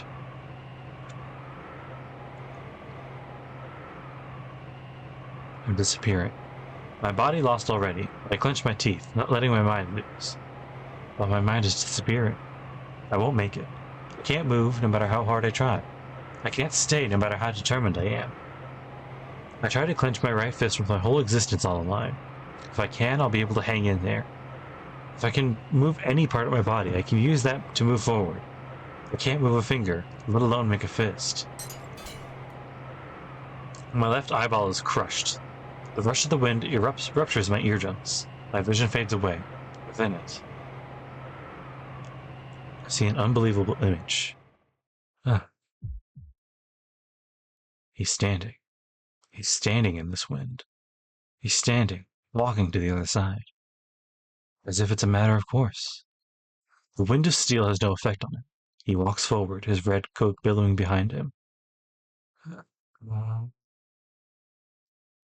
Strength is back in my jaws. I grip my teeth. My right hand is already in a fist. The Red Knight takes no notice of me. Set in a stern expression, his face is slightly turned away, showing no interest in me as the wind rushes to engulf me. For him, this result is expected. Emiya Shirou cannot stand against this wind. He knew there's no future for the man who betrayed himself and wished for something out of his reach. He's right. The crimes I've accumulated will judge me, but he...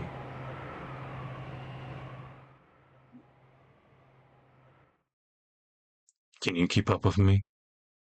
As if to scorn me, as if to believe in me. He's waiting for me to get there. It's not, can you keep up with me? My vision fires up. I force as much heat as I can into my body. My limbs cut through the wind like giant swords. You keep up with me? You keep up with me! There it is. I pass the red figure with all my might. Let's go. Let's go.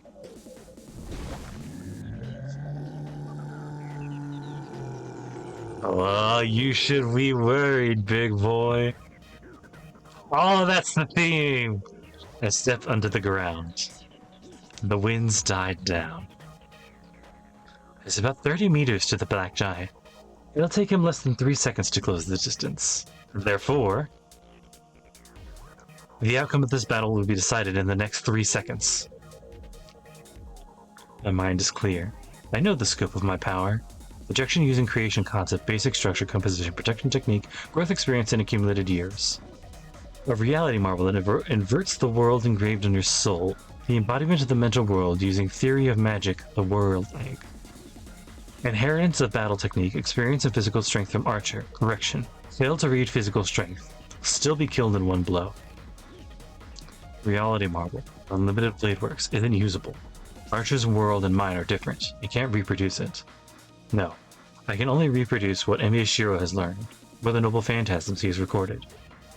If I'm to use a noble phantasm for my left arm, I have to search within Unlimited Blade Works for the noble phantasm best suited for the situation to reproduce it. But be warned. Projection is a two-edged sword. If you use it once, it'll... I hold my breath and put all my magical energy into my left arm. I only need to understand what the weapons I can use. I already know the precautions. I have to move forward. I have to go beyond that wind and defeat myself.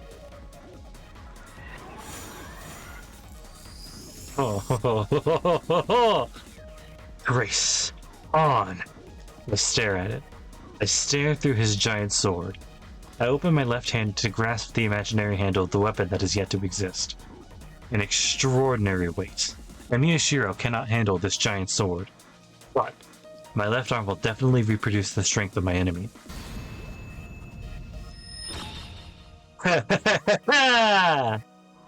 Let's go!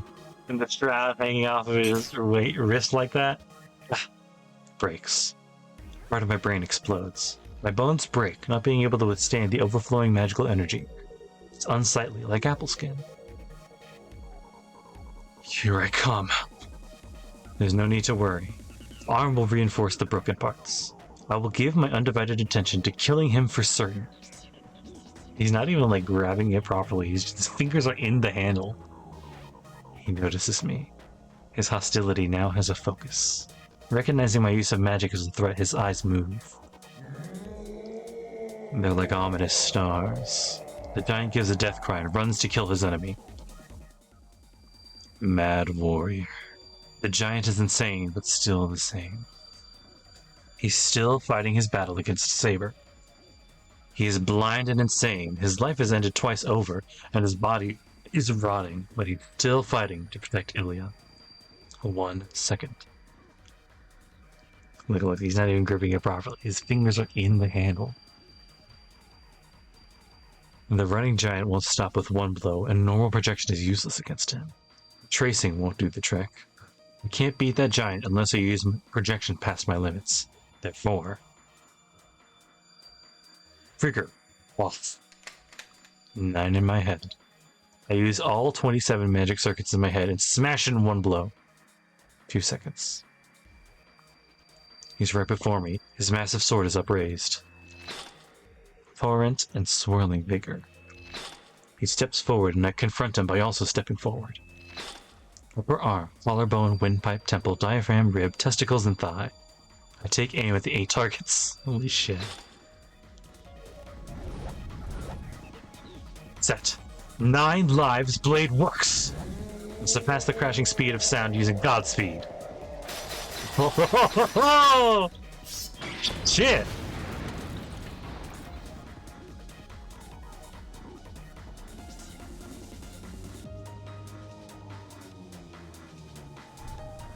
He doesn't fall. His entire body has been torn through by his own weapon. The berserker is still alive. I step forward. My weapon is in my left hand. His weapon is in my left hand. I am faster. I can land a finishing blow before Berserker, who's missing an 1/8 of his body. I raise the giant sword up to his chest and thrust it like a lance.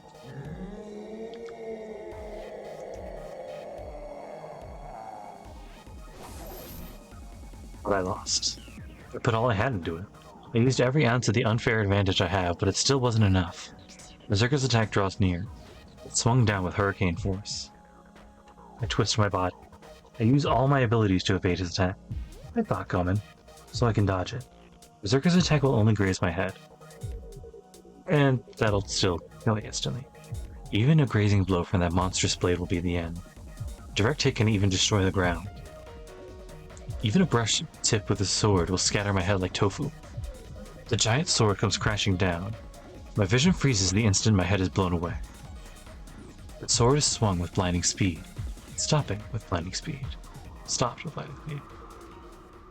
Huh? The death blow never comes. The black giant is looking forward, not at me who is under him. It's staring at the white girl who emerged from her cover. I pierce him. Without hesitation or mercy, I drive the giant sword into his heart. There's no counterattack. Berserker exhausts the last of his life force and crumbles to dust. For good this time. And at that moment, as his red eyes fade away, they remain focused on the girl, telling me to protect her.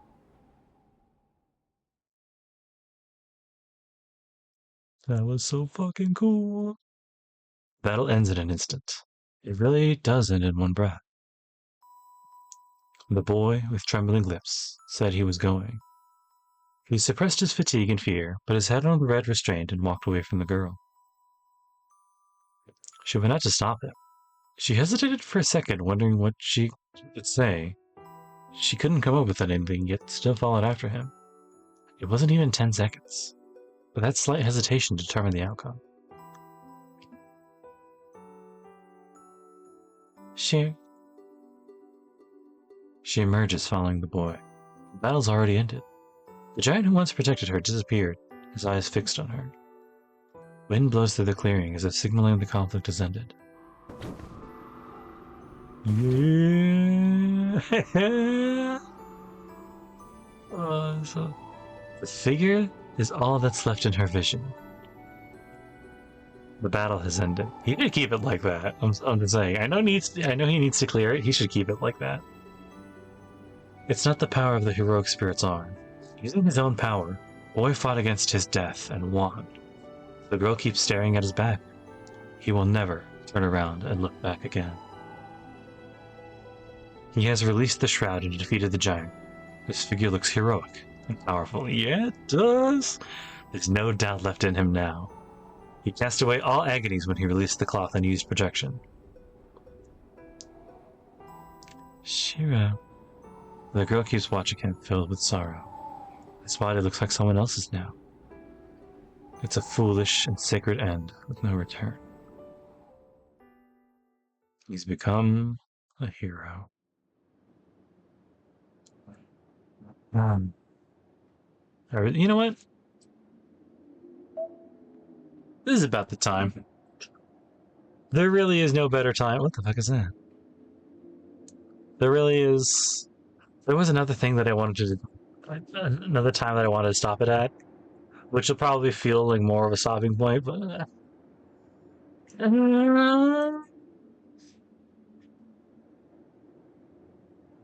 more minutes. We'll go for almost 2 hours. Maybe 2 hours. We'll see. We'll see how it goes. This is too good a place to stop right now. My left arm burns and I ache all over. Snakes, with electricity are in my body, wiggling around like mad. I can't stay standing. I have to quickly cover my left arm with a cloth and escape the pain of the time will come. I can't do that. Suppressing my left arm and resting comes after defeating her. Saber. I endure my pain and stare at her so I won't lose spirit. Maybe she's been following Berserker all along. She slowly comes closer to me as if resuming the giant's task. 7 meters. Saber stops in time within range. We face each other straight on. I'll be killed. After my fight with Berserker, I can't move anymore. I'll be cut in two without being able to fight back. No. Even if I were in perfect shape, I wouldn't be able to beat Saber. I can't project anything stronger than her noble phantasm. So there's no competition. To beat Saber, I need an appropriate user to use this noble phantasm that equals her noble phantasm. There's a contradiction already. Saber's noble phantasm is the strongest. There may be a heroic spirit whose noble phantasm exceeded hers. There's no such people in this Holy Grail War. If anything can beat Saber, it'll be her own sacred sword. Therefore, a contradiction. Saber's the strongest in servant battle. Sakura did have an extraordinary amount of magical energy, but even Sakura wouldn't be able to defeat Saber. Saber is literally invincible now that she is released from me and has a great source of magical energy.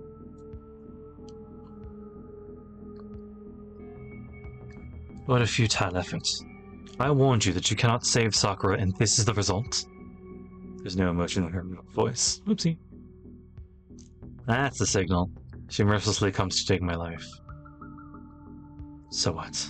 I can't be killed here. I can't lose even against Saber. I may not be able to beat here, but I should be able to escape with Emiya. But you're all fortunate. I have no time to spare for someone who will soon die in any case. Sakura is calling for me. Huh? Saber turns around and walks off. No, this is not merely luck. You earned your life with your own hands. You defeated Berserker. Your determination yielded this result. Saber leaves without turning around. I can't come out to her. She's my enemy. No matter the reason, I'll thankfully accept the fact that she spared my life. I'm covered in wounds, leaving me with nothing to spare. I stifle my pain and turn back to Saber. I have to leave this forest with Emiya. Saber's not my only enemy. Even if I do separate Sakura from the shadows, Zoken will get in our way.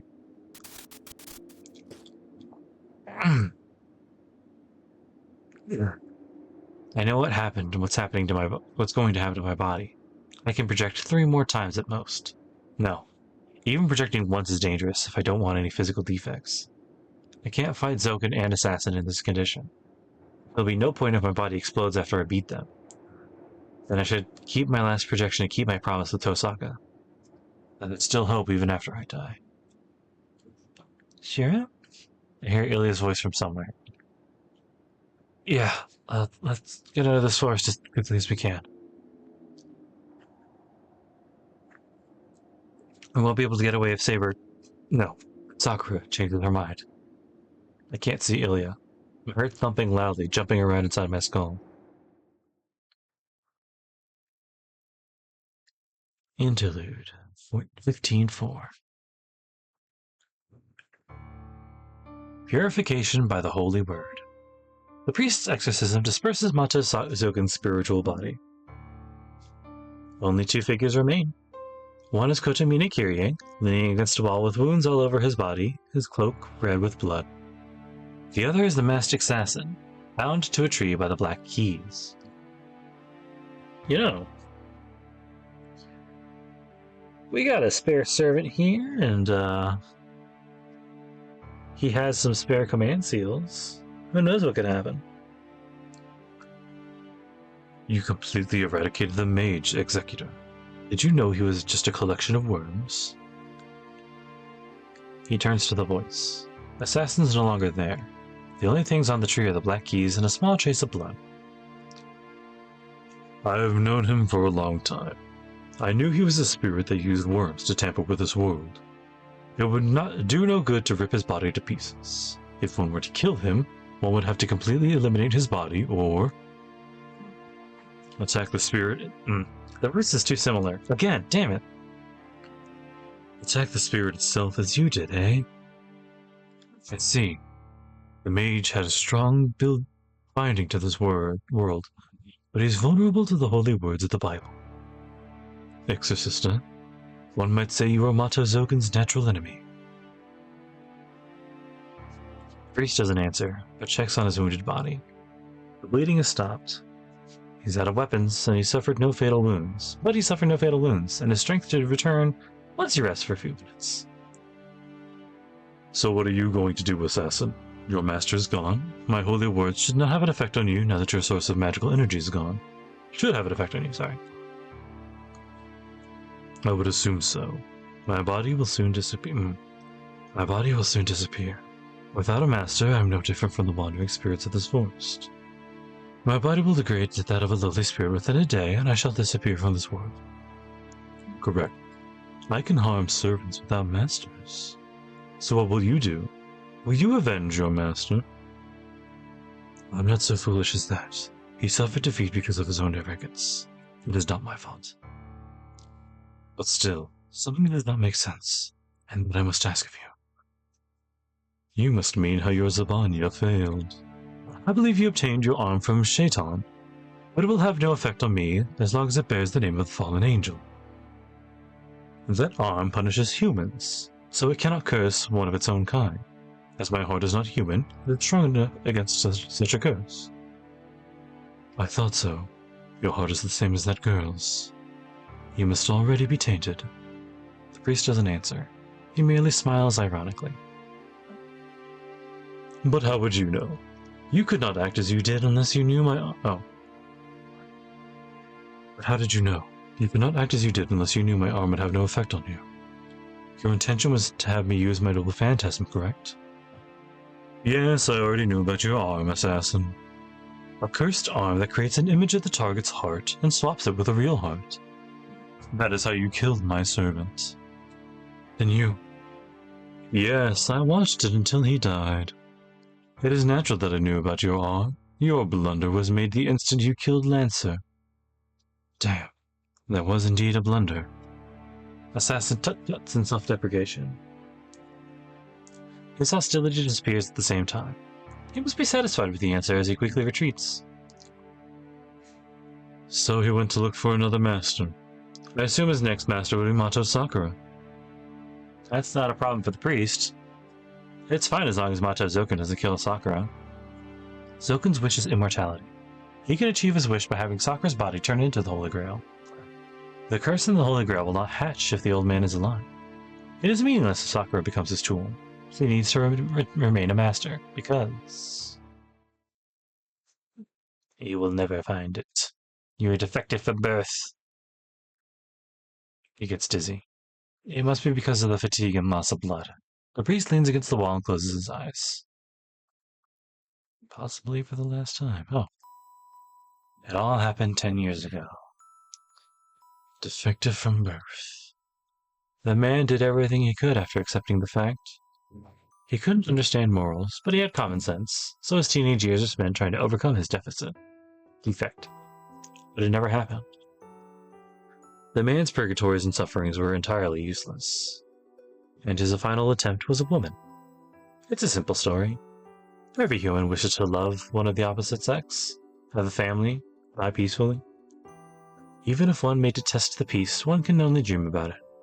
The man is no exception. He wished for such a thing, even though he felt no fascination in it.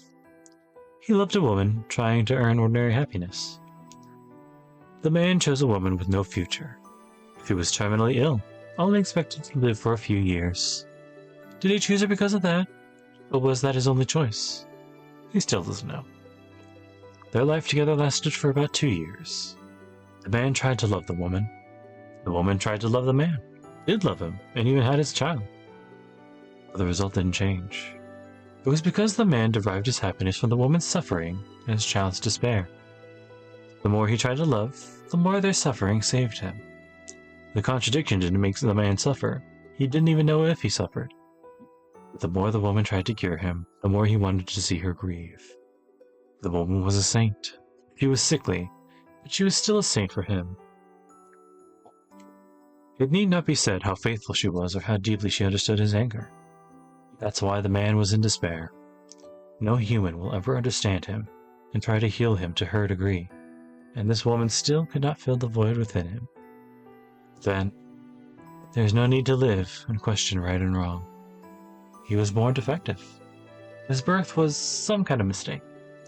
He concluded that his existence was a mistake. It was best to disappear. If his existence was a mistake, and he went to bid goodbye to the woman before he died. He made her his wife as an experiment, so it's his natural duty to go tell her of its end. The woman loved Kotomine. Kotomine tried to love the woman. That's all there is to the story. The end came relatively quickly. I could not love you.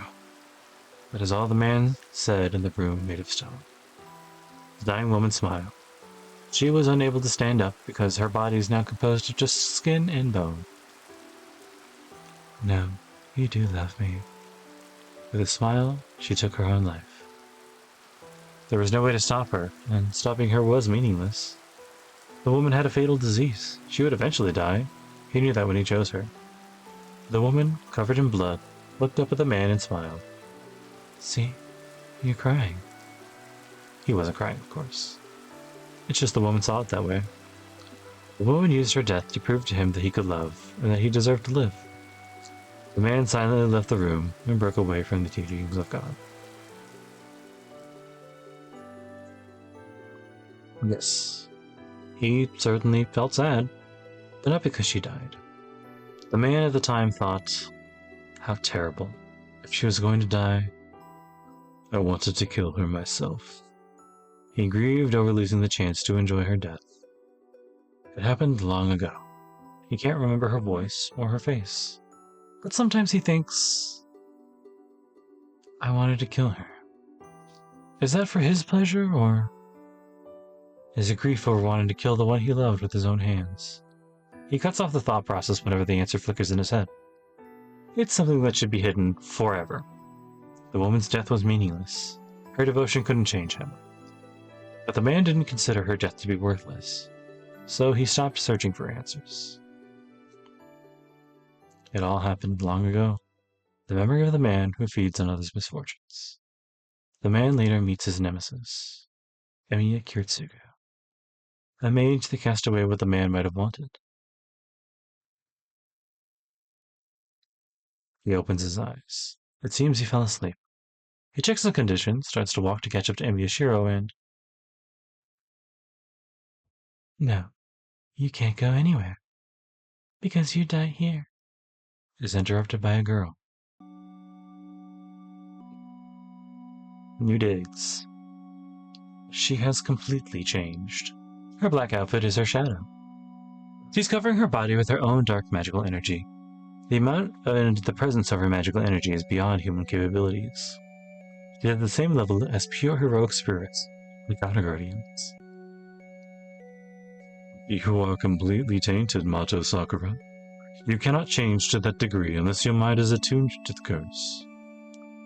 So you've accepted the fact that you are a human-eating monster. Even though the priest wished for it, he still criticizes the girl, as if to blame her for being intoxicated with her power. But is it wrong to be drunk with your power? It can't be helped.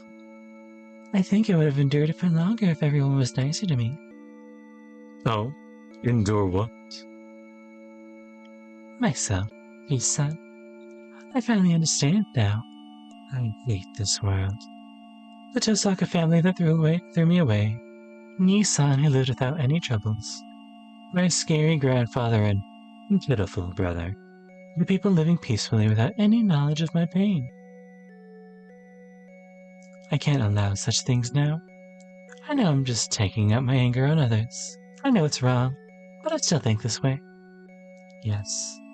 I wonder what kind of face the people who haven't helped me will make when they realize I exist. The girl smiles as if it's a sacred pleasure. The priest doesn't change his expression. He keeps staring at the girl as if regarding something foul. You have changed, Mato Sakura. I see your darkness was one of the qualities to adapt. Yes, I've changed. I'm not the old Mato Sakura. That weak girl doesn't exist anymore. Yes, everyone tormented me until now, so I'm just getting back at them. The me who sat there and endured is gone. She laughs. Double personality. The original Mato Sakura disappeared and the other personality surfaced. That's the only logical reason for her change. What are you talking about? You don't need to hide it, Mato Sakura. The priest quickly denies it. Huh? What do you mean? I said there's no need to hide it. You are not another personality. You were swallowed by the mud and have become addicted to violence. But you're still Mato Sakura. You don't need to prepare another personality to excuse yourself. Her face stiffens. He's absolutely right. The girl grits her teeth and glares back at the priest. What are you saying? You're the one who made me like this. The girl's shadow reacts to her hateful voice.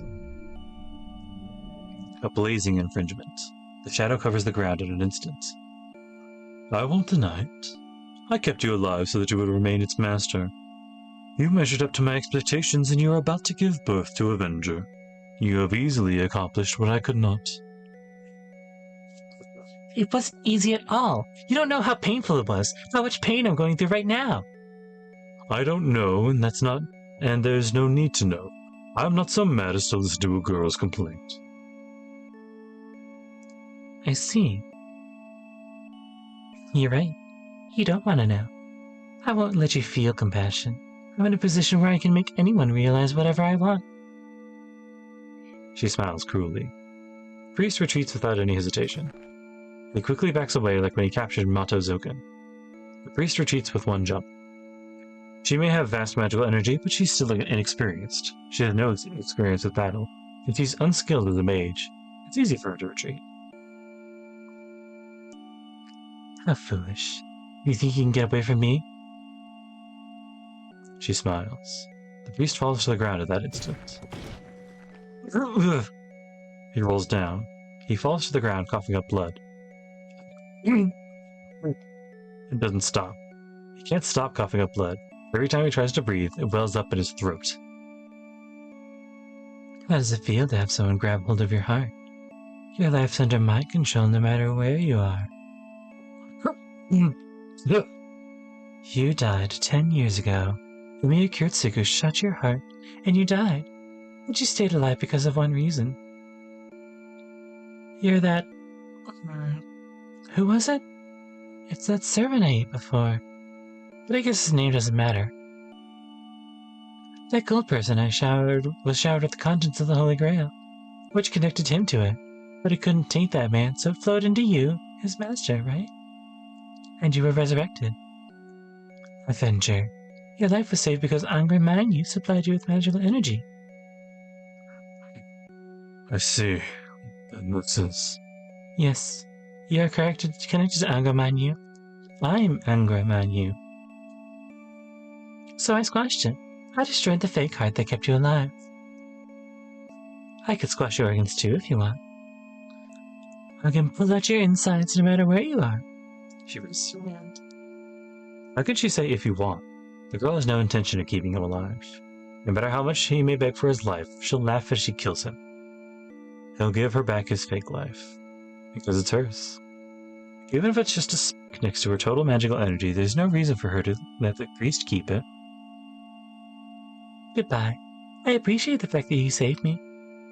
She grasps her slender fingers together as if to twist apart an invisible doll. A crushing sound. The priest's body is squeezed like a rag.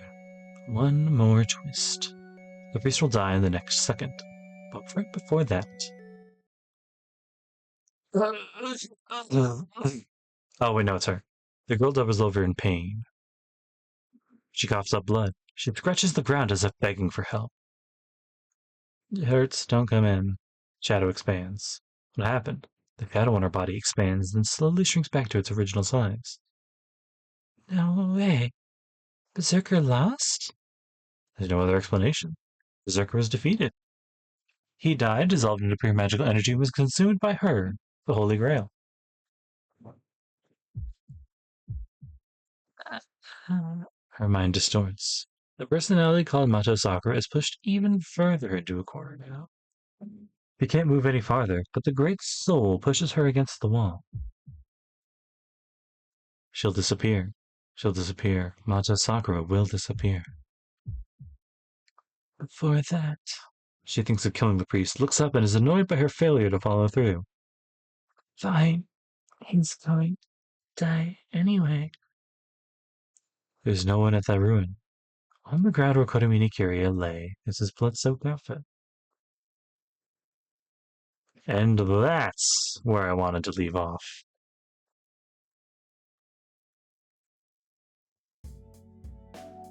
Okay. That's not the music I was expecting, but hey, whatever.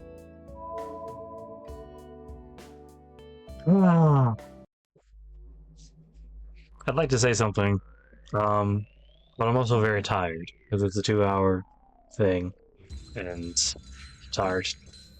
So I'll catch you guys next time. Make sure to take care of yourselves and all that good stuff that I normally say. And have a great rest of your day and week. Later.